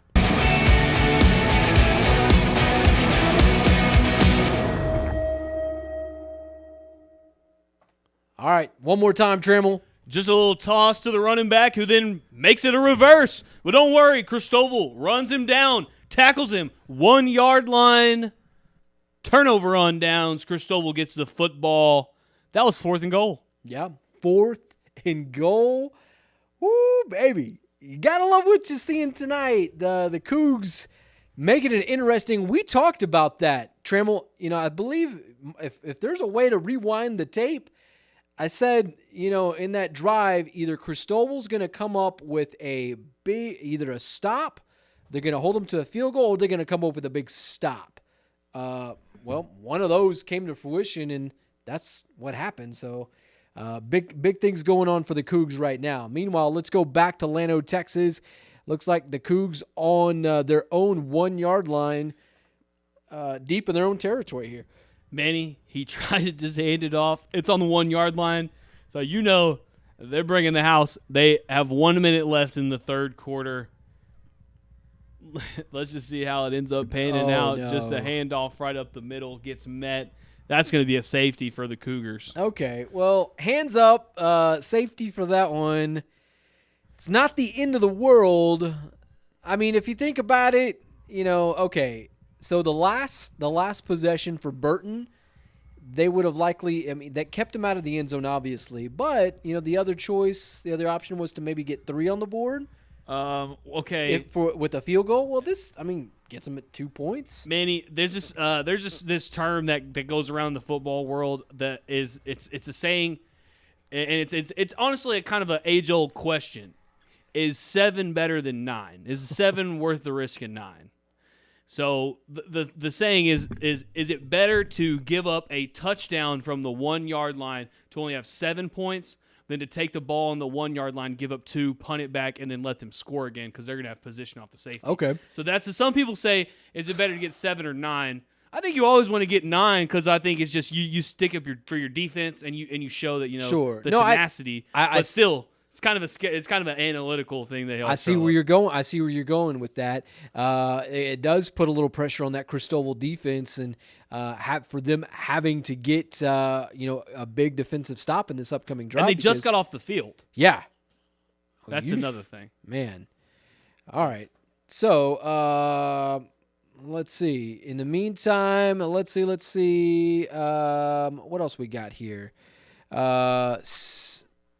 Looks like, all right, Tremble. Looks like we. Manny. Oh my goodness.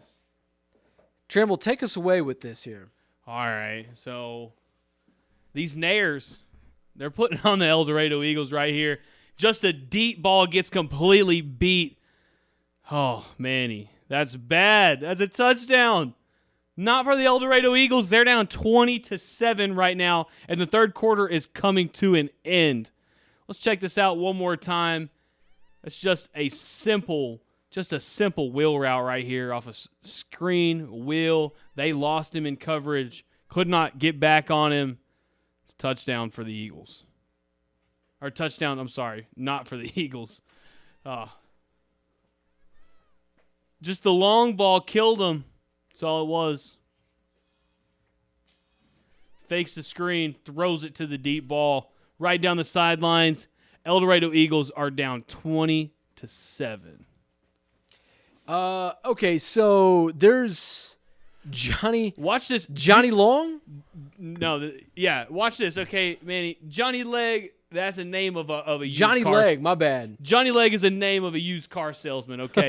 You talking about used car salesman earlier. We talking about Cover1. Here's one, too. Okay, watch this fake. Up here, acts like he's going to go to the screen, fakes the screen. This corner jumps on it and just gets smoked on the outside. Watch it again, Manny. Watch the corner up here. Here he is. Watch that fake. Oh, he digs in. Once he did that, lost him. Oh, man. 27. So, Tremble, Somerville's a little bit better than what we thought they were. Yeah, they look like so. Or maybe Eldorado, I maybe been too high on the horse. I hope that's too high on the, what is it, Yagunya? Wait, what is this team called? Well, yes. I think we're bound to we need to talk about it. To mention that there. The mayors. Yeah. The Mexican mayors. Yeah. Man, I can't, man. They're winning. This is awful. This is awful for me because I'm the only one in this dang office that roots for the Eldorado Eagles truly. So it's like my team is losing, Manny. The Yeguas. That is Spanish for a mare, like a horse, like a female, a mother horse, a mare. Okay. Yeah. So it's different. They're showing them how mommy does it, I guess. Man. That's no bueno. Yeah, that's very different there. No bueno for the Eldorado Eagles. Alrighty. Okay, Matt Tremble and I kind of just keeping it real right now as we're kind of updated score from that game. Tremble, what is from Eldorado and in Somerville? 20-7. Yeah, it's 20-7. 20-7. Somerville right now leading Eldorado in the third quarter. Not what we expected from this game here tonight. Thought it was going to be Eldorado having not necessarily having their way, but at least having being a little bit more successful against the Somerville team.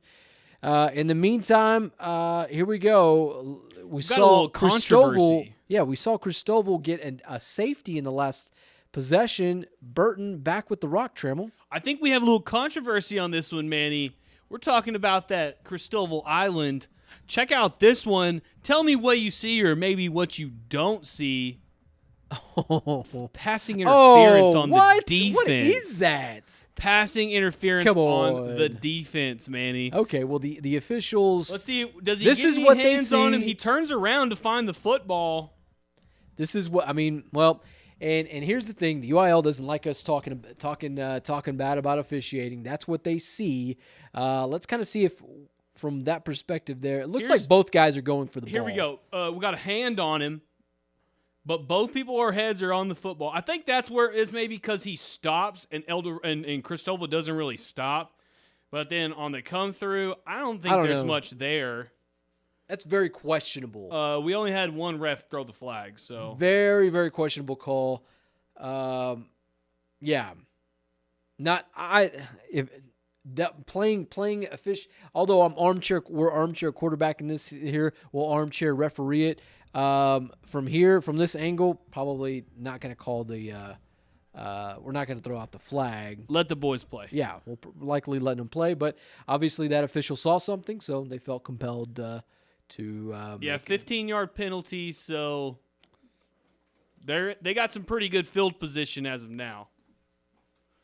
Other things going on. We already said some. Sonora. What's there? Are they done? At halftime, it was 51-0. So they. You gotta only see. Yeah. I mean, Odessa Conference isn't really moving the ball either, so not really much there. So, yeah, we'll hear from Caleb Price in a minute, but 51-0 at halftime for Sonora. So we got our boots to come over here because we figured better have our manpower elsewhere than at a 51-0 game at San Angelo Stadium. So we're gonna go ahead and say good job to the Sonora Broncos tonight. Probably gonna go ahead and call that one over. Other games we got. Wall against Brock. Last time we looked, it was 20-6 at halftime. We'll have to take another score break here in a little bit. Other scores, 20-7. That is a score from Eldorado against Somerville. And then Christoval and Burton right now, 14-7. Oh, 21-7. Manny, is that correct? 21-7. 21-9 to that. Oh, the safety. Yes, correct. Yeah, sorry. 21-9, actually. So Christoval's up in that one. Only team of the Concho Valley that's winning tonight. Oh, wait, Sonora. Sorry, excuse me.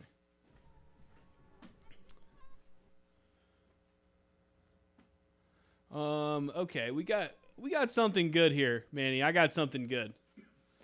I'm gonna tell you right now, we got a score update from the Eldorado Somerville game.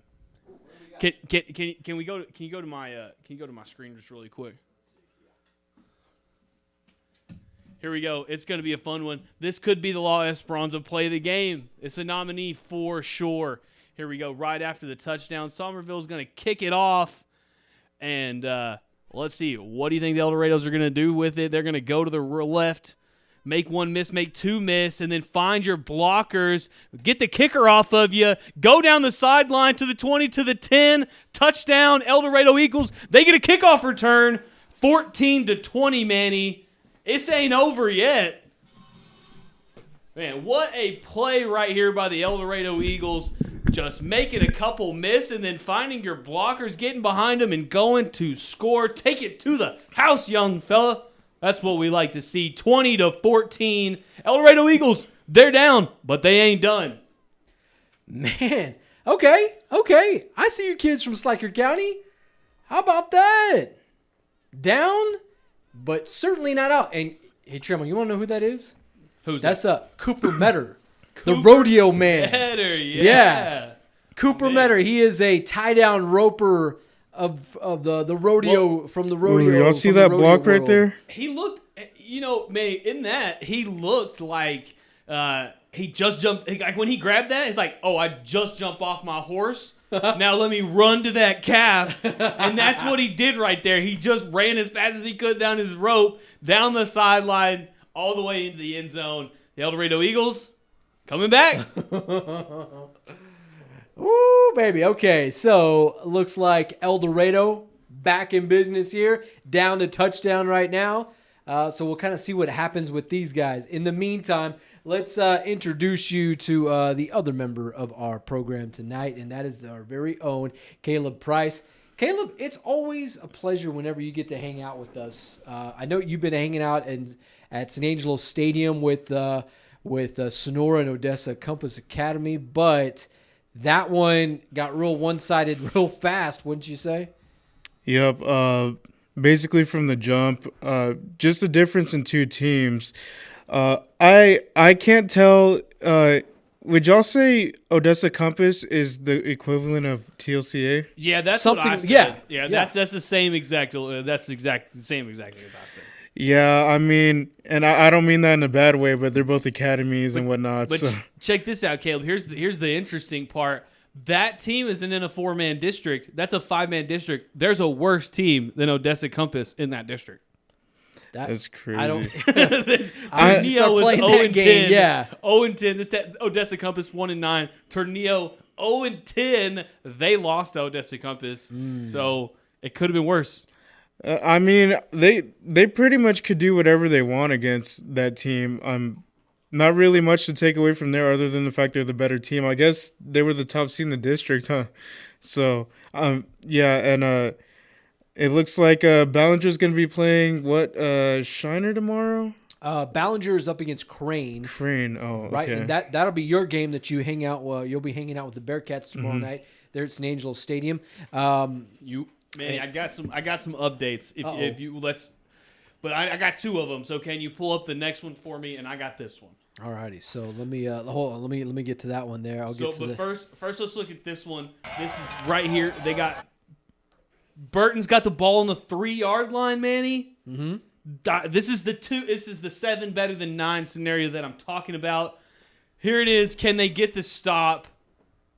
Tries to hand it off, keeps it, fumbles the football. They jump on top of it. Quarterback looks a little banged up on that one. Just a double tackle right there.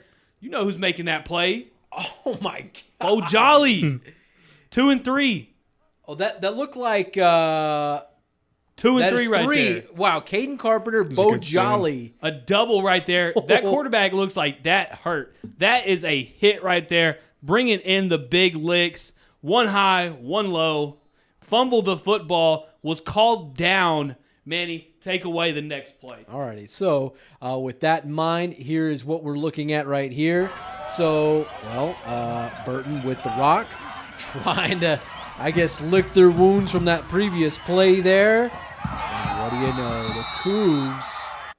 Well, it looks like Burton gets in the end zone. Is that what it looks like there? Yep, touchdown for for Burton. Yep. 1-yard touchdown. They get the kick was blocked by Nelson. Okay. So it's 21-15. I can't say it's 7 better than 9 now, Manny, because it's only 8. Got the kick That's blocked. exactly what we were talking about. 21-15. 7 minutes left in the game. And I will show you what happens next. Alrighty, so in the meantime, we get that primed and ready to go. Gosh, the good times, Tramble, wouldn't you say the good times just keep on rolling in this game? This game is so much fun. I asked Bellini if they had a 2-score. I asked him at halftime. Y'all can go look. Check the tape. I said, if they have a 2-score lead, will that be enough cushion? He said, no, it won't. This is coming down to the wire. And he wasn't wrong. Let's see. The kickoff right after the touchdown hits the floor. Nobody grabs it except for a Burton player grabs it. They get the football back. Burton has the ball past 50-yard line. They're on like the 30. They're deep in the heart of Christoval territory right now. That thing hits the ground. Bo Jolly misses it, and they get on top of it. What a weird bounce. That's the crazy thing about footballs. You never know how they're going to bounce. So you got to make sure you catch it right up, get right underneath it. This ain't a baseball. These things go wild. Oh, my goodness. Okay, so we're seeing some weird things happen right now. We're seeing the tide of momentum shift. Definitely has shifted. And you know what the weird part was? It shifted when Christoval got the stop. Oh, Christoval got the stop. Christoval got the stop at the 1-yard line. At that point, this whole game shifted. It's going to be interesting to see they can get a stop, Manny, or if Okay. this lead changes. All right, Caleb, let's bring you in over here. So, seeing that you saw how Burton got in the end zone, Christoval had a little defensive momentum from a guy that's watching this game. You've seen, yeah. How does that make you feel so far looking at that? They're supposed to be the top seed, right? Yeah. I don't know. I guess we've just had a rough night, I guess, for the most part. A lot of that game shouldn't be as close, I guess you could say. And for it to be that close, it's kind of surprising to me.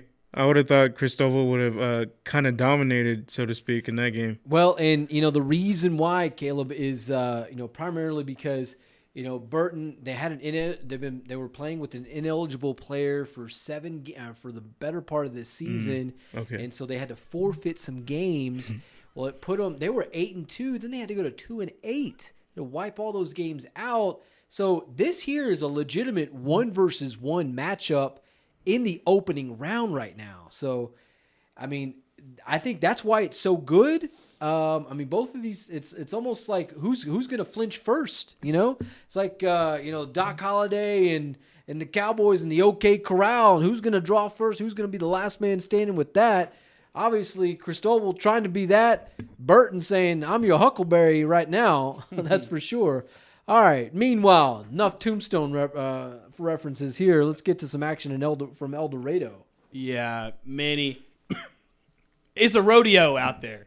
You're talking about that. It's a rodeo out here. This man, Cooper Metter, has a return for a touchdown.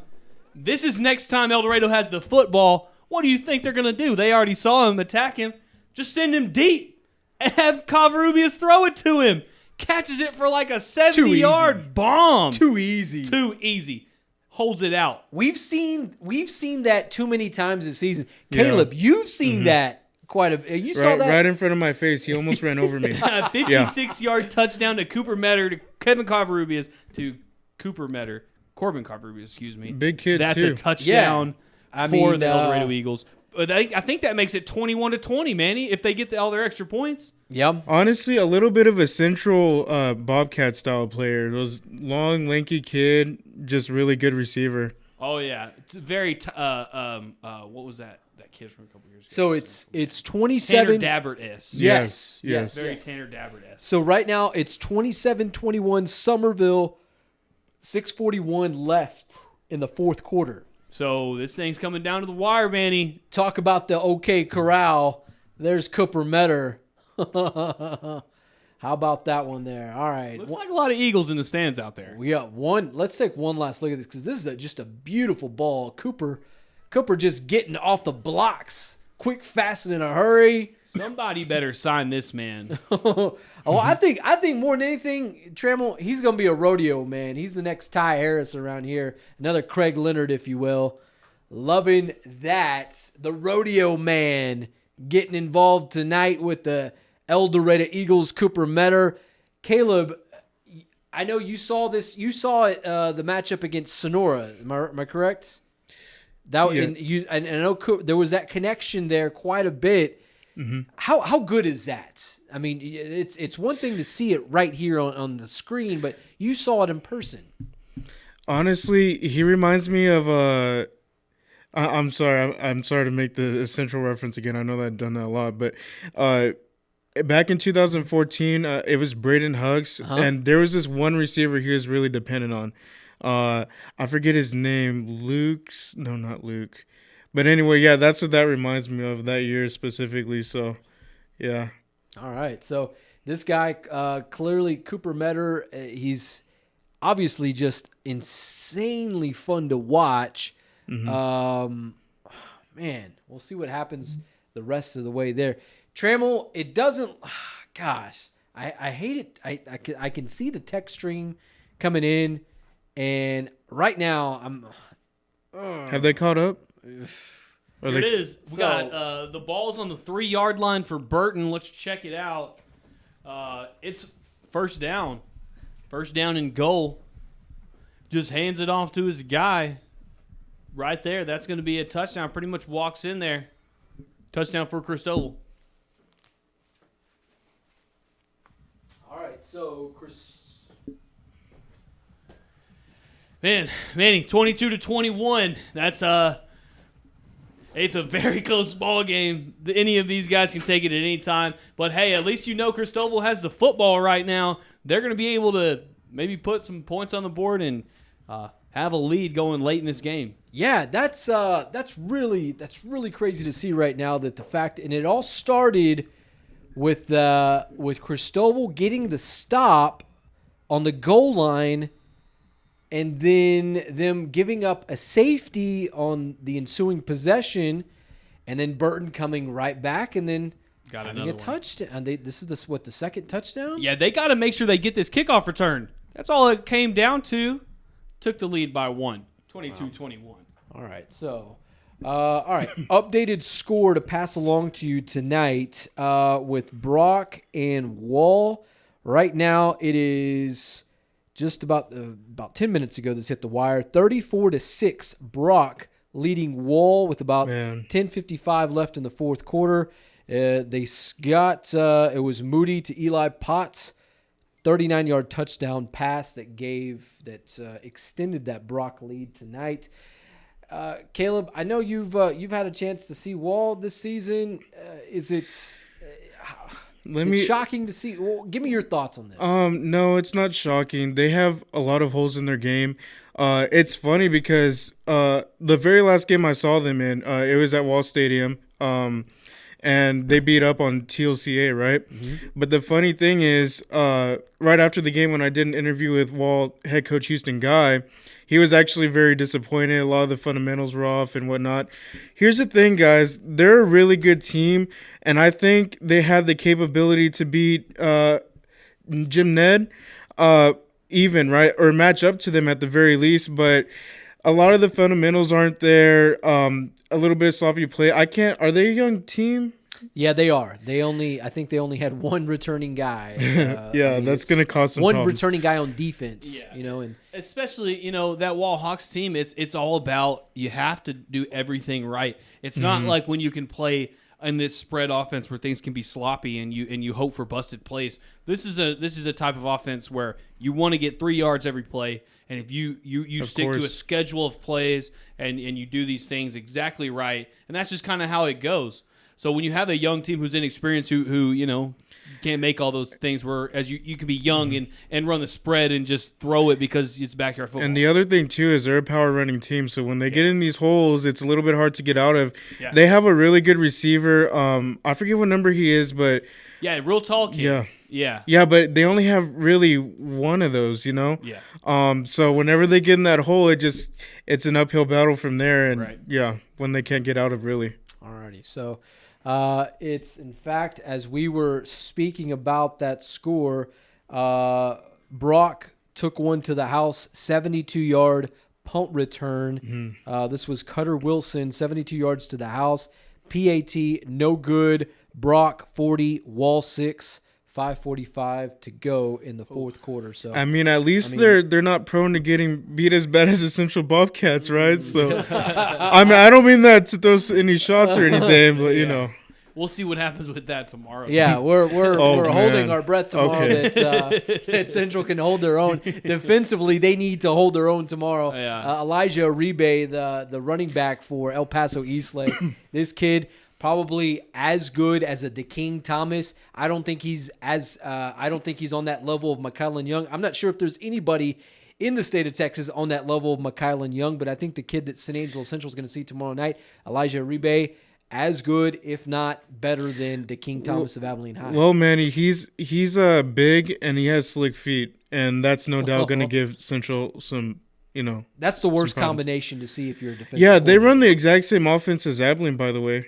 Multiple. Yeah, I know Coach Crane said that in his press conference, but I watched some video, almost the exact same. They'll run from the Wildcat even. Okay. A lot of the time. All right. Okay, looks like Trammell. If I could see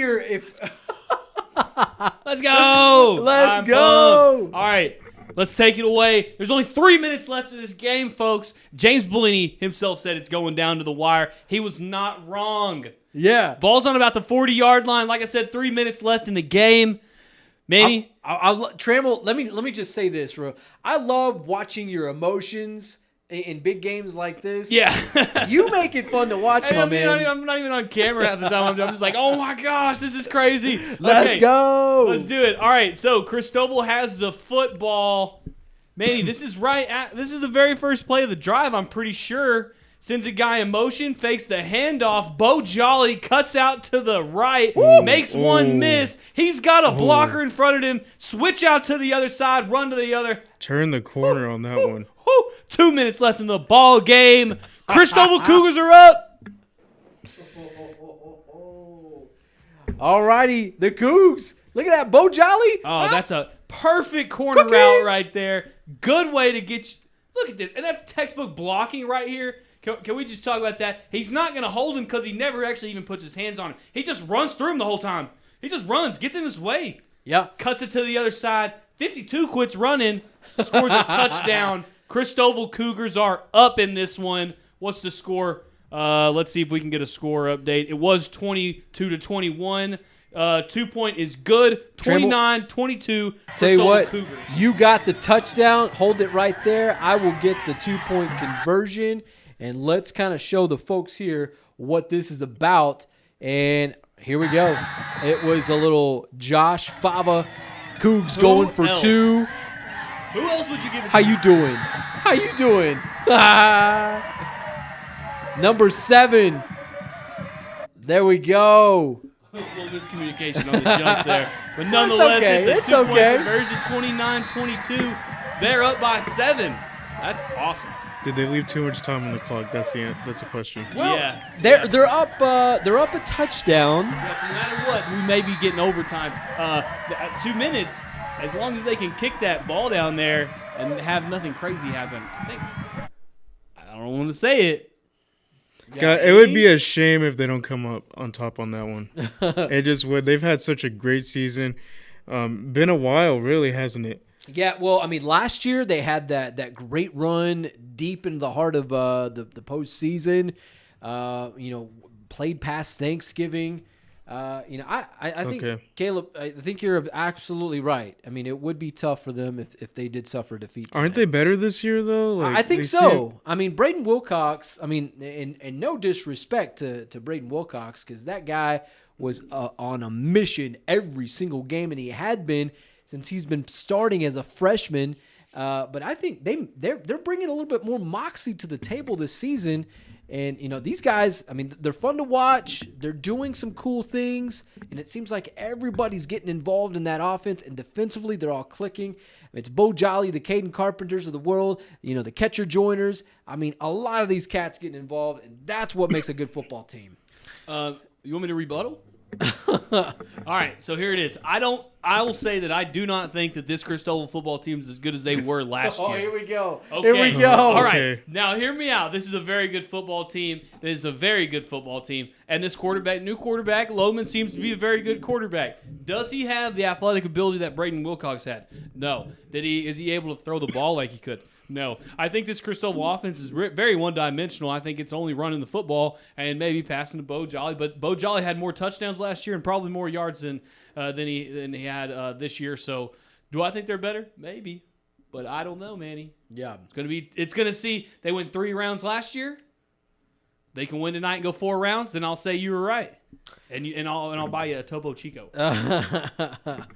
Alrighty, so Trammell, I think we're due for a Eldorado highlight. Somebody in the text string or on Facebook was asking for an Eagles score. Well, it was before this play, 33-21 Somerville with 3:01 left in the ball game. Trammell, how about we make this a little interesting here? All right, so it's fourth quarter, late in the fourth quarter. Here it is, Covarrubias. He cuts it out wide open. Forgot about that, man. What a play call. If you look at this route right here, he goes the corner. He runs the post. That's it right there. Just run to the Buick, baby. Yeah. Both guys went on 3, stuck on 3. Bad communication in the secondary. Man, touchdown Eldorado. 2 minutes left in the game. They're down 33-27, but anything can happen. Stay tuned. What a game. Talk about just two I mean, just fantastic games tonight that we're seeing. No one can hang their head on this one. Both of these teams have played tremendously. Yeah, the 3-2-5 certainly representing tonight down in Burton, in Llano, Texas. Woo, baby. All right. So go ahead, Manny. Go ahead. Yeah, so we'll say that score one more time. 33-27 with less than 3 minutes to go in this one here. I'm going to put that in the text string. Somerville, less than 3 to go. Sonia is one of our scorekeepers for Statewide Live and Cover 1. Mm-hmm. And, everyone knows she's our Grape Creek person. She's always rooting for those Grape Creek Eagles. Grape Creek had a historic season this year.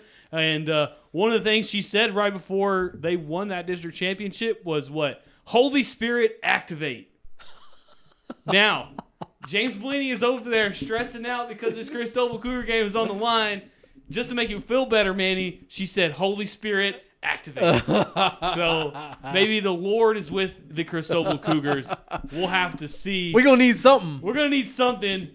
Let's go down to the field and see if we can get some plays. Oh, man. All right. So Burton has the football, less than a minute 50. First down and 17. Incomplete pass on first down. I think we're gonna get some. We're gonna stay pretty updated on this one since this thing's coming down to the wire. Tries to fake it, throw it out there. Second down and 17. Not sure how it's 17. Yeah. But I think there was a holding call on Burton, according to Bellini. So I mean that knocked him back 10 yards there. I bet it was on a 3-yard run. Yeah. And then no telling what the other play was on first down there. So no, it was first and 17. First, okay, okay. Yeah. So weird number. Anyway, second and 17 now. Stay tuned. All right. So Matt Trammell keeping us updated there. We'll come back here. Caleb, this is. I mean, I don't remember seeing this amount of games this exciting to start a postseason. How crazy is this tonight? Well, I mean, one of them, it's not really surprising because that was kind of a farce on the record there, the forfeits and all that. Eldorado, I'm pretty surprised about. You would think they would definitely be up on top by now, but yeah, it's a little bit surprising. Great night. Yeah. Just an update for you, Caleb, on that one. Eldorado gets the ball back. Remember, 27-33, 50 seconds left. Oh, my God. And they're around midfield. I mean, they've had 2 big plays, so, maybe they can pull it off. We'll see. And this is the cool thing. So while the other media is, you're going to have to wait till, 10 o'clock? We're giving it to you right here on Sin Angel Live, Cover 1 Live, bringing you the goods as soon as it happens. Not live, bringing you just slightly delayed with all that there. So, well, here we go, man. You want to go to second down and 17? Yeah. I'm digging your emotions over here, Trammell. This is fun watching you as much as it is watching this game because you're losing your mind over here. It's so much fun. I have the funnest job in the world. I get paid to watch football. I mean, come on. Yeah. This is awesome. So remember, we watched the first down and 17, and they didn't do anything with it. So here's second down. Let's see. They're probably going to throw it, only a minute 46 left. He looks to the right, doesn't see anybody. He's going to start to roll out, throws it, incomplete. But you look right there. We had some contact on the ground right there. Let's take off that banner there. Did Bo Jolly look like he got there maybe just a tad early? It looks like so. They called it incidental contact. We had that questionable. So incomplete. Yeah. Okay, so. Incomplete pass. Okay, so perhaps that last penalty maybe makeup call. I don't know. So. That's what it looks like. I don't know. Minute 41 left. Oh my god! Come back to me, Manny. Hold on, Christoval. Wow. So the Cougars, they just gotta hold on. Yep. Let's see third down. Just gotta hold on. Let's all right. Keep it rolling. Third and 17. Right. So let's go back to Llano, Texas. A minute 38 left in this one. This Christoval Cougars are right there, boys. They're right there. They got it right in their grips. Rolls out to the right. Doesn't have anyone else to throw it to out there. All the receivers went the other direction. Threw it on the ground. Fourth down and 17 with only a minute left in this one. Okay, so I mean, literally Burton is. This must have been a miscommunication. Yeah. Because if you look, okay, we got one receiver heading out there. This guy's leaving. All these guys leaving. The guy up top left. He's right here. He's leaving. One person to throw it to is your check down man who's 1 foot in front of you. How are you going to get 17 yards on that? Yeah. We'll take it. Christoval, C-Town. 4th and 17 for the defense. C-Town, baby. All right, so the Cougars holding on to dear life right now. It's 4th and 17. Oh, man. But all right. 4th and 17, man. All right. We got to keep our audience on bated breath here, folks. We have a big Christoval play coming up. We'll show it to you right after the break. La Esperanza Chadburn Clinic is here to serve you, providing behavioral health services, adult primary health care, along with school and employment physicals, and so much more. La Esperanza Chadburn Clinic, located at 1610 South Chadburn, offers extended hours Monday through Thursday and Saturday clinic hours from 8 a.m. to 12 p.m. All right, La Esperanza, our proud sponsor of our play of the night. And I tell you, folks, we have so many of those tonight. It's like La Esperanza just getting all the pub, that's for sure. In the meantime, let's come back to our good friend Matt Trammell. Trammell, I mean, you're all kinds of emotions over here, my man. Dog, it's 4th down and 17. There's only a minute left in the game, and I don't have Christoval winning. Oh my gosh, I gotta have some troubles again. Oh, here we go, bringing it back. Here we go. Sorry, let's watch it. 4th and 17, we've showed you the first 3 plays. Now here's the last one. Quarterback takes the snap and throws the deep ball past the sticks, and he catches it. Catch it? He catches it That's past the unbelievable. 50-yard line. He's at the 40, Manny. Man, first down. That's a more than a 25-yard throw right there. Gosh. Yep, That's why you first should down always for the hold your Panthers. breath. It's never over until it's over. Oh my gosh. Well, Bellini said it would go down to the last minute, and we got a minute 32 left, so he's got 30 seconds left. Bellini to make Damas this right happen. now. That's what he is, calling it the way it is. 11. We've seen this kid come up with some big plays tonight. Yeah, he's been killing them all night. He had that long touchdown, and now this one to save the game. Man. My goodness. Okay, Trammell, we'll come back to you here in just a few moments. In the meantime, if we do have an update from Eldorado, Oh, man. it gets better. Jeez, this is crazy. This is chaos. If you're not watching Cover 1 tonight, you are missing the biggest action in Texas high school football. I guarantee you no one is having this much action and this much fun. Manny, oh my goodness. All right, hey Trammell, restart that play because all right. So let's set the tone here real quick because I had to kind of see it for myself. I'm sorry. for one, Trammell, if we set the table here a little bit. So Eldorado was going into this drive down 33-27, with about 3 minutes to go. Yeah, they Or were less down than 3 minutes. 33-20. Well, no. Well, one point, right now right? it's 33-27. Right, but at one point they were Yes, down 33 yes, to 20. you're exactly right. Then so this is a major comeback. So right now, Eldorado with the rock. This is a play from just a few moments ago. Let's go back to Burton, Texas. It doesn't get much better than this. Trammell, take us away. Covarrubias, the deep ball, jump ball finds him. Ah! What is the defense? Was the defense even gonna try? They Doesn't can't. even- They just can't stop that play. Just The jump. rodeo man, Cooper Jump. Metter. That's his 3rd touchdown this half. He's got a kickoff return and 2 long balls. What's Manny, these are La Esperanza plays of the game nominee every time we check out the Eldorado Eagles. Touchdown, tie ball game, only a minute left. look at that Eldorado, the stands right there, losing their mind. The ball, the perfect placement of that thing, it arches in there so it drops in on top where no one else can get it. He goes and get it at the highest point. No defense to stop him. Dang. Wow, What a play. that's impressive. It's chaos here. All right, Trammell, we'll come back to the desk here. Now, there is another play there if you want to take a look at it because it's I believe they went for 2. I do believe they went for 2. Okay. Would that make it? Would that tie it though? No, so they scored. It went 33s. Okay, so we got big changes here. Go ahead and run the tape. Yeah, so this one, so we'll set the table here. So Eldorado, they scored. They tied the ball game at 33. Now going for 2. Can they get it?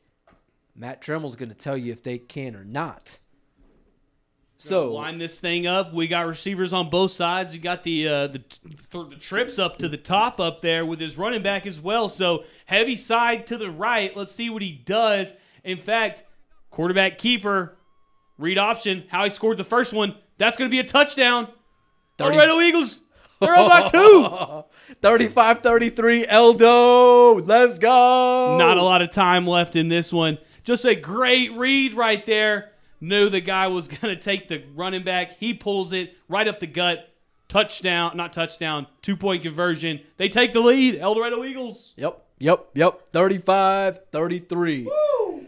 All right. Before we get too comfortable with the good times here, Caleb, give me your thoughts on what you're seeing with this Eldorado game right now. It looks like they came in and made adjustments. They found a mismatch with number 3, and that's what's happening. It's becoming a mismatch at this point. It doesn't look like they can stop him, and they're exploiting it. That's what's happening. Yeah, that is for sure. It's the Cooper Metter show, and yeah, the Eagles just having their way with that. All right. In the meantime, we do have the trap has been sprung, Manny. The trap has been sprung. Well, it's not over yet, Trammell. Not over yet. 20 seconds left in this ball game. The Burton Panthers. Well, I'll let you just see it. Slant route, touchdown. 20 seconds left in this game. Burton is up by 1 point. They're up by 1? Oh, okay. So. Okay, so let's. In fact, we'll dial this. I'll dial this one up here, Trammell, for you. So, looks like Burton. So that play was the touchdown. The touchdown.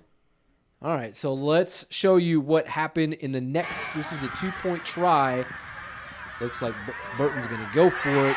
They're going to get it. So here, Burton. Yep. 30-29 right now. Only seconds left in this game. Can Christoval kick a field goal? Well, they're going to have to they're certainly going to have to get some really good field position. I don't know if you go for the field goal. I don't know if the 2A kids have enough leg for a field goal. But yeah, that's what's From a 4th and 17. From a 4th and 17, yeah. Caleb Price, that's exactly right. Too much time on the clock, guys? I feel like I kind of put a spell on them with saying that, but but before that, yeah. But 20 seconds though, it's not impossible. You know, you can throw it to Bo Jolly. We'll see what happens. Yeah. Now 13 seconds left. Oh, okay. 13 seconds left. My goodness. Guys, I'm sorry.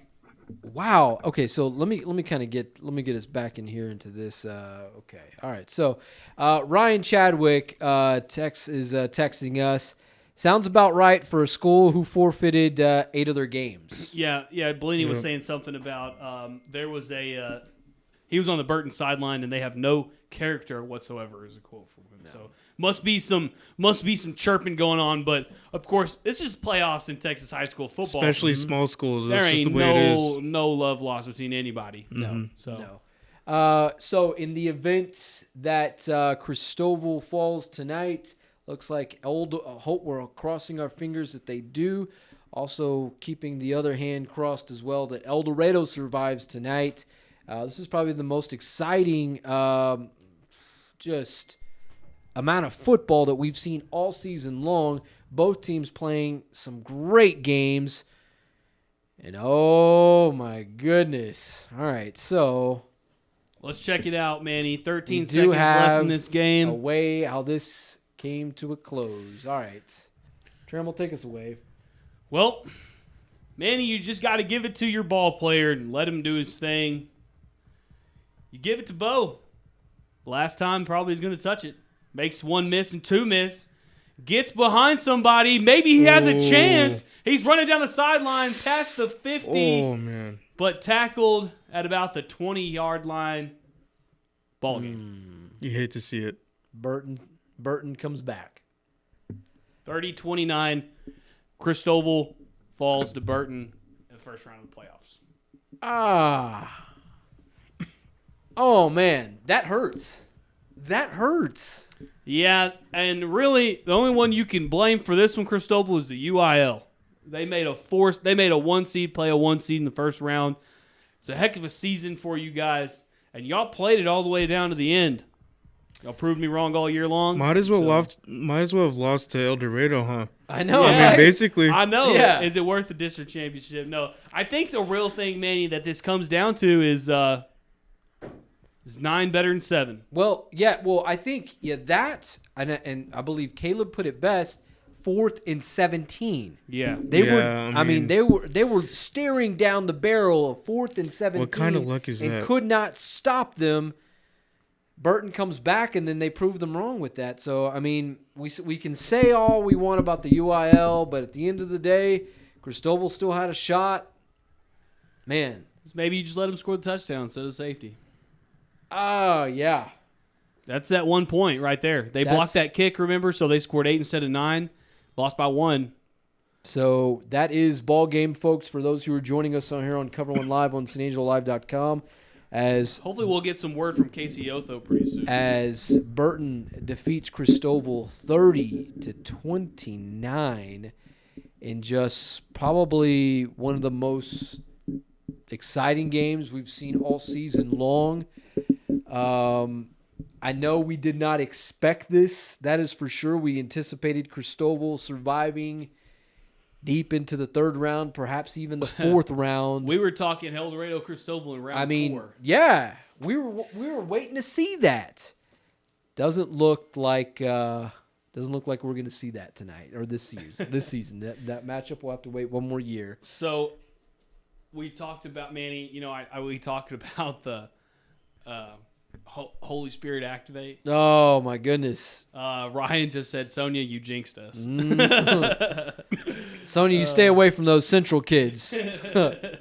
You stay away from the Bobcats tomorrow night.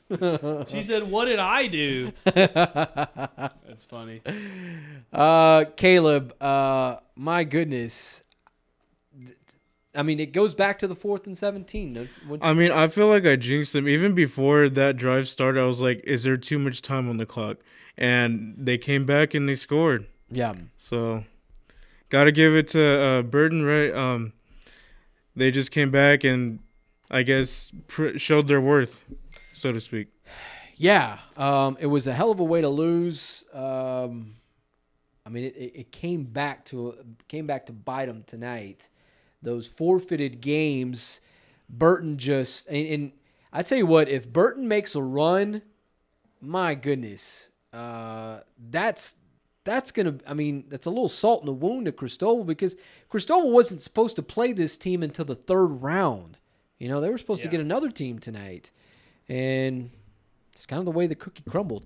All right, update from Eldorado, Somerville in Burnet, Texas. 3 seconds left on the clock.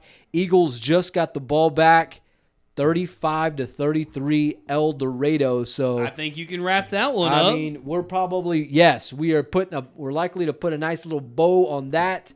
Eldorado perhaps surviving into the next round of the Texas high school football playoffs. So, guys, does that mean everyone gets to hop on my train now? Everyone gets to hop on the Matt Trammell bandwagon right here for the Eldorado Eagles. I'll make sure to wear my green next week. I wore this red and black. It didn't do much for them, but I guess this should have been for Sonora. Yeah, I don't know. Well, yeah. I think we officially jump. We can. I think I myself been on. I have to be as a native of Christoval. You couldn't go home. My allegiance will always be with Seatown. But now I think I can officially jump on the bandwagon of the Eldorado Eagles. These guys gonna be fun to watch the rest of the way. And I guarantee you they're gonna give us some more barn burners like this. Yeah. They're probably gonna learn from this game here. Wouldn't you say, Caleb Price? Yeah, it would be nice if they could just start off strong from here on out, because there have been some games where they just start slow and then they get their groove or whatnot. Just as long as they keep their heads in front of them, stay focused, just start off strong, stay strong, and I guess just throw to number 3. I mean, that was a magic potion for tonight, huh? So. Yeah, that's kind of what it was. And Trammell, you're at the Angelo Bolt desk. Yep. You know, Manny, this is what he's got to do. This is Covarrubias. This is his head. Got to screw that thing on, man. If they want to do anything, he's got to screw that head on. He is one of the best players, if not the best player in the Concho Valley, but you cannot, and I mean you cannot, have 3 interceptions in a playoff game if you want to keep going. So you got away with it tonight, but don't get it twisted. You won't next week. Yeah. This is, this is probably, it wasn't his greatest performance of the season, but it was probably one of the greatest performances of the season in terms of. As far as the team. Yeah. How he was able to resurrect his team and allow them to come back. So not the greatest, but kind of the greatest. It was a good first round. It was a good first round. Official Eagles come back and win it 35-33. Eagles are your by-district champions. Talons while the up. district champions are out. Yep. They're saying in the text group there and on Facebook, Talons up, go Eagles. That's what it's all about as they survive the Somerville. What are we saying? The Somerville Mares? Yeah, we'll just call them the Spanish Mares. Yeah, 35-33. Eldorado survives. My goodness, what a win. What a win. I'm sure for John Long, it is going to be, I'm sure he's just like. Oh, yeah. Oh, yeah. Yeah, he's one of the more animated coaches I've seen when he was at Central.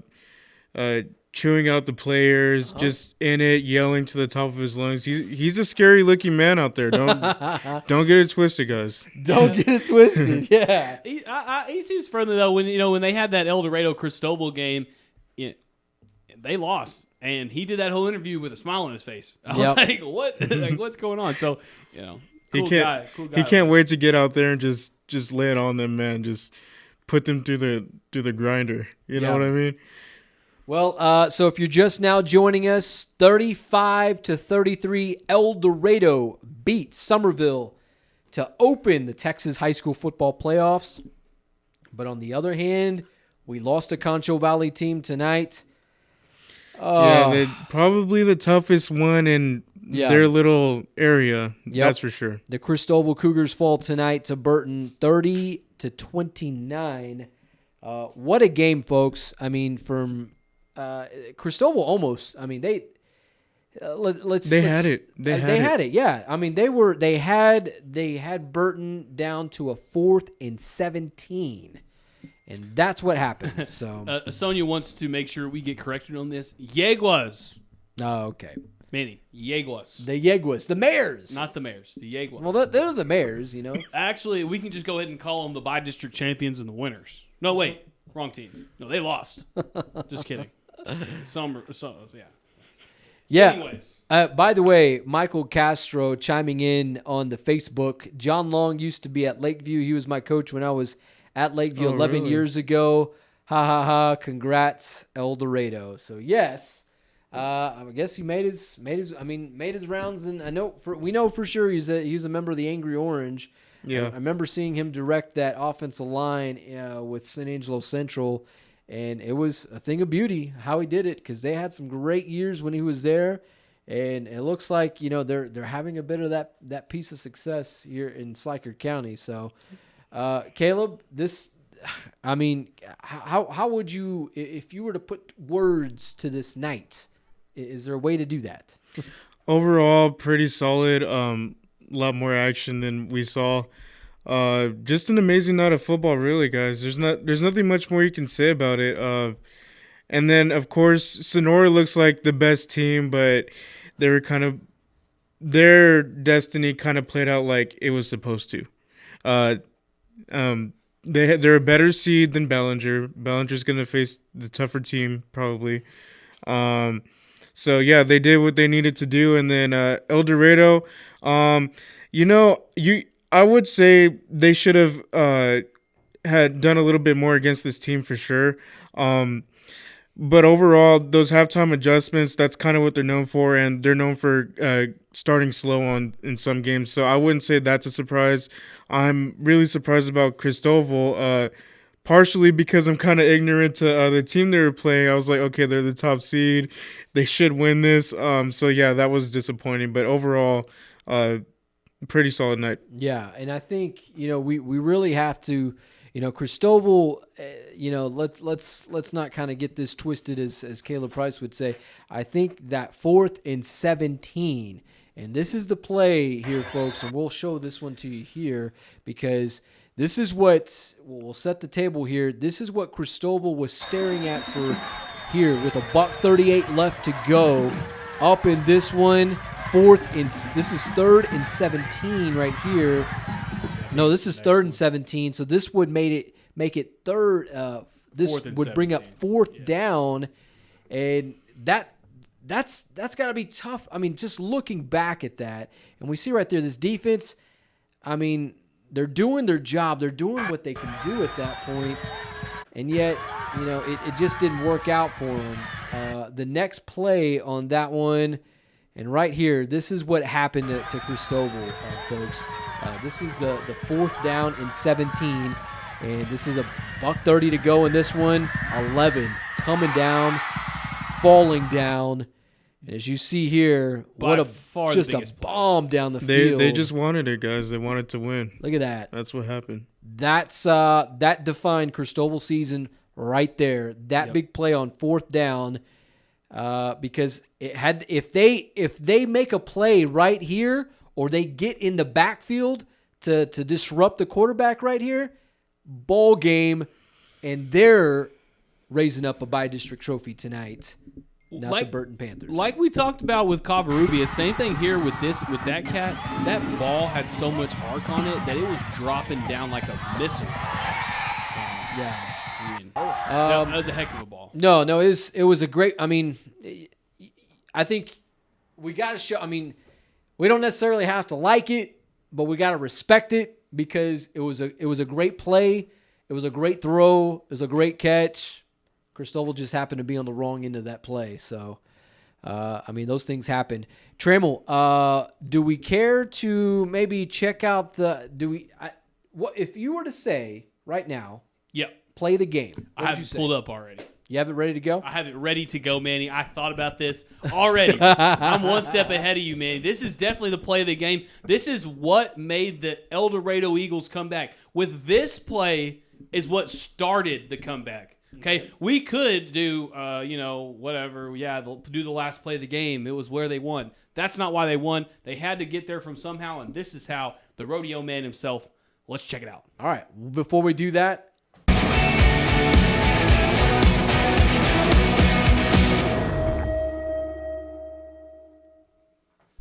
all right, at this point, Eldorado is down bad. They think, we may be done. Except for one man, his name is Cooper Metter, the cowboy, the rodeo man himself. The tie-down roper. Takes it all the way. It's a kickoff return for the La Esperanza. Play of the game. Look at that. Run it back, Trammell. So he just picks it up. He makes a couple miss and gets some good blocks. Look, makes 1 miss, 2, 3, 4. And there's 5 and 6. Half the team missed him. Touchdown. Yeah. Cooper Metter and the Eldorado Eagles win. They're going to go on to the next round. He had, 4 touchdowns in the second half? Was it all him? 3 or 4. Yeah. All him. It was, I think we could say he had 2. He had for sure 2 receiving and a kickoff return. So, sure. We're talking 3 touchdowns, at least 3 touchdowns in the second half alone. I mean, I know we can Corbin Covarrubias, obviously the guy that's dealing it downfield, but Cooper Metter, this guy just, wow, on another level tonight, making moves. Absolutely. And this play right here, because this is what kind of gave him some life At this point, they were like, down bad, hanging heads. It was kind of sketchy as if this thing was going to be a game. This thing really busted this thing wide open, and they were able to come back and they win. What was it, 35-33? Yep. And that they were down 20-7 at that point, I believe. Yeah, something like that. Yeah, they were down by at least 2 scores. Cooper Metter just rejuvenates the kids from Schleicher County. Go on as they just do what they do best. Win, baby, win, as the late great Al Davis would say. 35-33. By district champs. Yeah, and that's good for our La Esperanza. Play the game.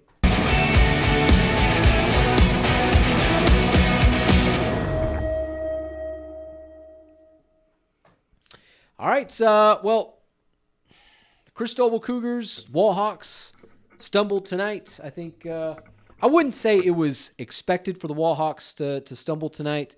They were just up against just a really, really good football team from Brock, Texas, who happens to be the number 2 team in the state of Texas. Wall that loss last week, it put them in a bind. That's what happened. It wasn't. Had they beat early, well, they're likely playing a team tonight or tomorrow that's giving them a win, or at least giving them a chance to advance in the Texas high school football playoffs. In the meantime, we do have post-game sound from Casey Otho. I feel him, and I can see it on his face right now as the Cougars fall 30-29. Let's go out to Lano, Texas, and hear from the old ball coach.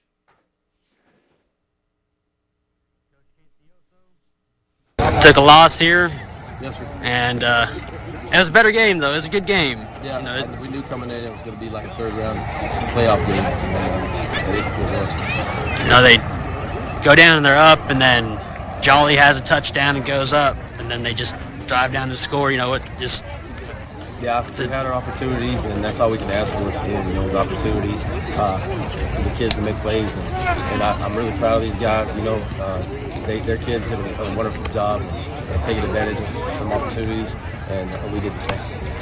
Even at the very end, the last play where Jolly, got tackled there. That's how close this game was. It was a good game all around. I thought he was going to score there, honestly. I didn't see who got him. I was just running down the sideline. He got all the way down to 10. And, All right. Well, as much as you could expect, it's tough. Yeah. Especially for a coach that wins a district championship, has so much aspirations for their team, have to go against a really tough team in the very first round and lose by just 20 yards.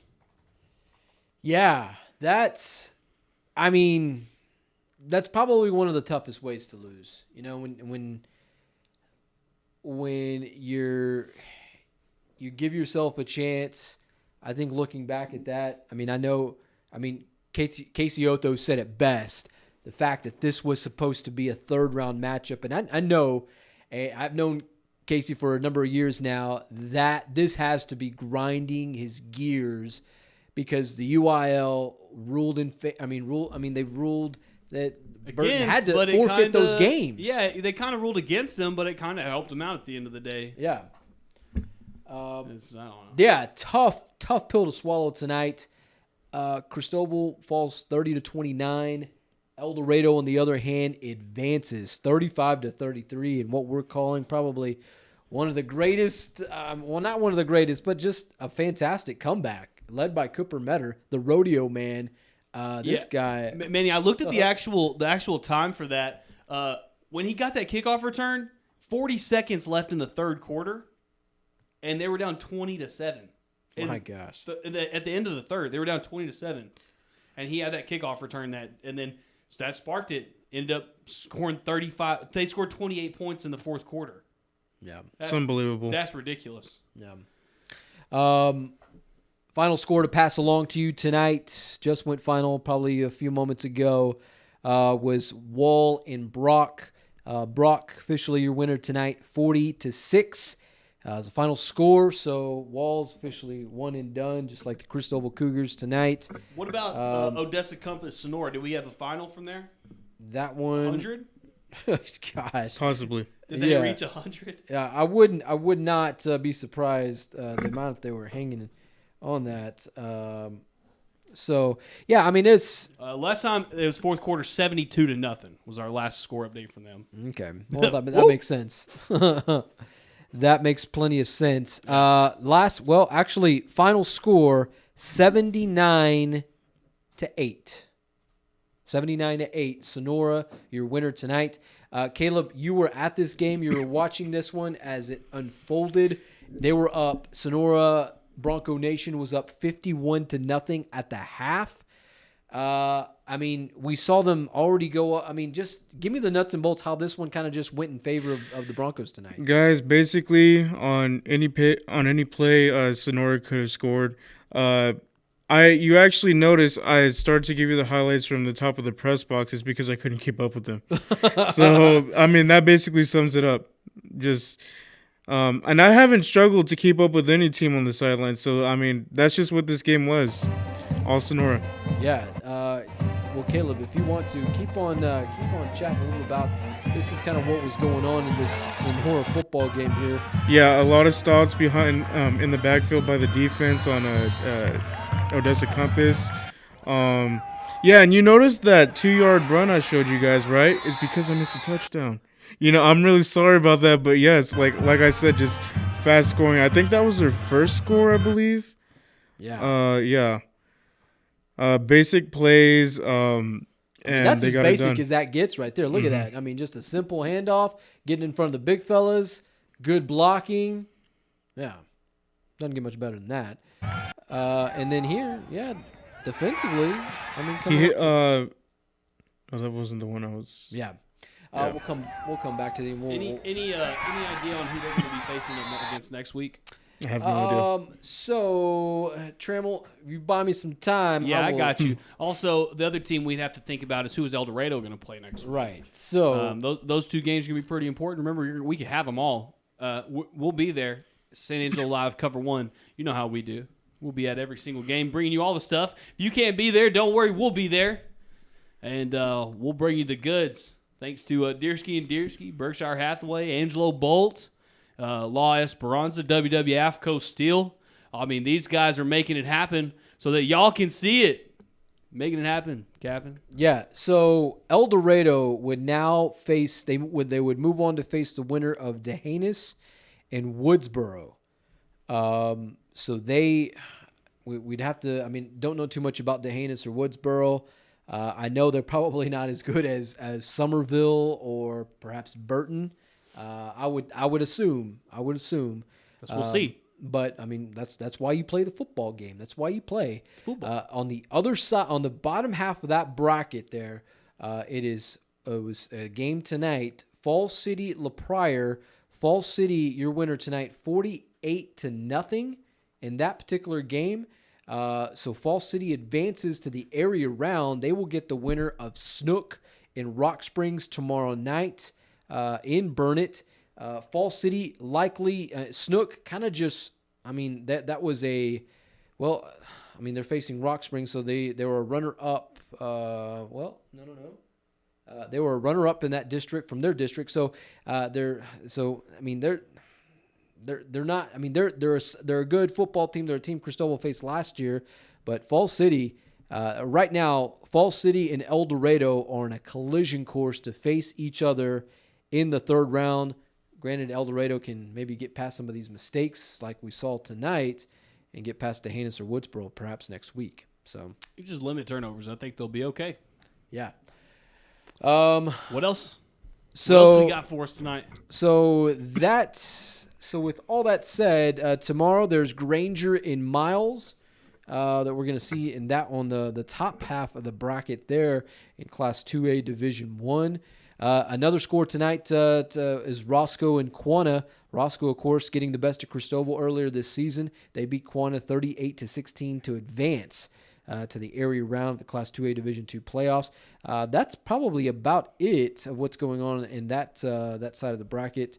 What's in the, from there? So, I don't know, folks. I don't know, guys. I mean, it was a good game tonight. Just Multiple good games tonight. yeah, Two I mean, for sure. I think if anything, that's what we gotta just really be hanging our hat on tonight. For sure. It was fun, man. It really was. Even though Christoval came up a little short, Manny, you were like, man, Trammell, you're acting so excited. It was fun. It was tons of fun tonight. Christoval Cougars, all hats off to y'all. Y'all had a heck of a season. Y'all are district champions. Sometimes that's even better than making the playoffs. I mean, that district championship ball is a little more earned than a bye district. So don't hang your heads too hard for the Eldorado Eagles. Let's bolt down a little bit next week. Stop turning the football over. Yeah, I think that is for sure. And Sonora, just keep rolling. Just keep rolling. Caleb, before we kind of get in, I guess, to next week and talking about that, tell me about this San Angelo Central squad. They have to travel to, as we kind of wrap up the show, playing El Paso Eastlake tomorrow night. We'll have highlights from that game there from El Paso. Does Central have a shot defensively to stopping these guys tomorrow night? Well, let me tell you guys something. They're probably, I would say, well, they didn't win the district championship. El Paso Franklin did, right? So it's fair to say that they're the second best. Most of the games they played haven't been close. Their defense is stout. And here's the thing. They run the same offense as Abilene. So what you saw last week against Abilene with Central, you're going to see this week against Eastlake. So a lot of wildcat, wishbone, I formation, and bear with me on that, guys.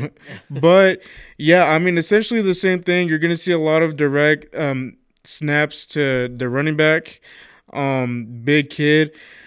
And here's the thing. We shouldn't take away too much, and I know this is kind of doubtful, but we really shouldn't take away too much from Abilene because they could have played better. They got blocked physically. They just got manhandled in the first half. Then all of a sudden in the second half, when Abilene still had their starters, they were still eager to score more, right?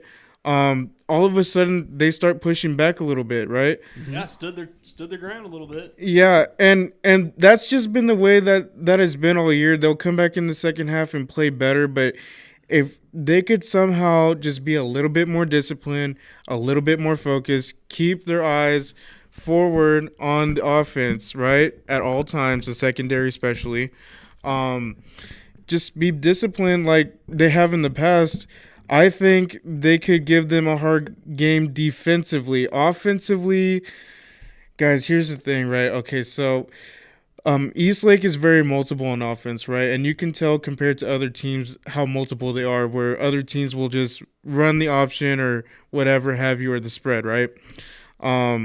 So here's the thing. I don't know if Central will be able to get it done with the current game plan that they have offensively.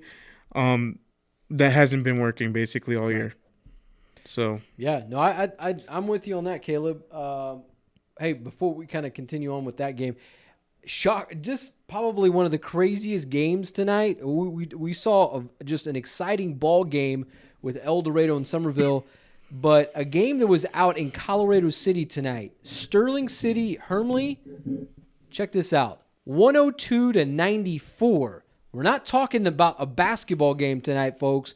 We're talking six-man football. Hermley takes down the defending state champion Sterling City Eagles 102-94. Wow. Mind blown. How was that both teams? I mean, one of them maybe, but both teams, I think that's unheard of. I don't know. I can't believe that Sterling City even lost. It was a basketball game. Yeah, that's what it was, Trammell. It was a basketball Do we have game. I know I'm just kind of throwing this out there, but what about Garden City? I know they were kind of in that kind of same boat. Garden City, we're still kind of waiting on an update in that one there, so we'll kind of see how that one shakes out. 102-94, that's I don't know if I have words for that. I mean, I know we've seen some regular season games like that in the past. But it's playoff time. Yeah, but it's playoff time in the state of Texas, and Ready to ball. Yeah. So yeah, the big. I mean, I call it an upset for sure with that one there. Let's see. Last we checked, this is about I don't know, about This is about 8 minutes ago. Master Minos, about a minute left in the game. Van Horn 70, Garden City 69. Ooh. So that one is another very close football game. I'm not sure who wins that one, but they're going to get a really good team next week against Hermleigh. And that one, that's likely to be played somewhere around here in the Concho Valley. Certainly, if it's Van Horn that wins that, Could be San Angelo Stadium. We could be seeing it in San Angelo Stadium. So, yeah, very much so. All right, let's see. As we get ready to wrap up the night, Trammell, how about your final thoughts on the night? Final thoughts of the night. Boys, I hate to say it, but I was right. I was right. If you want to pull up the picks, Manny, you will see why I was right. Everyone picked the Christoval Cougars, and fortunately, your boy knew it was a trap game. I tried to warn all y'all. Trammell right there in the middle picks the Burton Panthers to beat the Christoval Cougars. Unfortunately, I was right. But either way, heck of a season for the Cougars. They're district champions, and that sometimes lasts longer than playoff runs. So can't hang your heads on anything. It was a good season. I really wanted to see that fourth round rematch between Eldorado and Christoval, but I guess we'll just have to wait till next year's district championship. Until then, I'll just watch Eldorado continue to run this thing. Hey, so speaking of that, so our next, we'll revisit our picks for tonight. All right, so Eldorado all across the board. I think we all kind of got that one right. And then for the last pick of the night, well, Wall versus Brock. Everybody but Tracy. So I was a hundo. Trammell got the hundo tonight. Rolling them sevens, Manny. Rolling them sevens. All right, so let's go back to our very own Caleb Price here. Caleb, let's talk a little bit about what's kind of your final thoughts of the night. Everything played out the way it should have, I guess.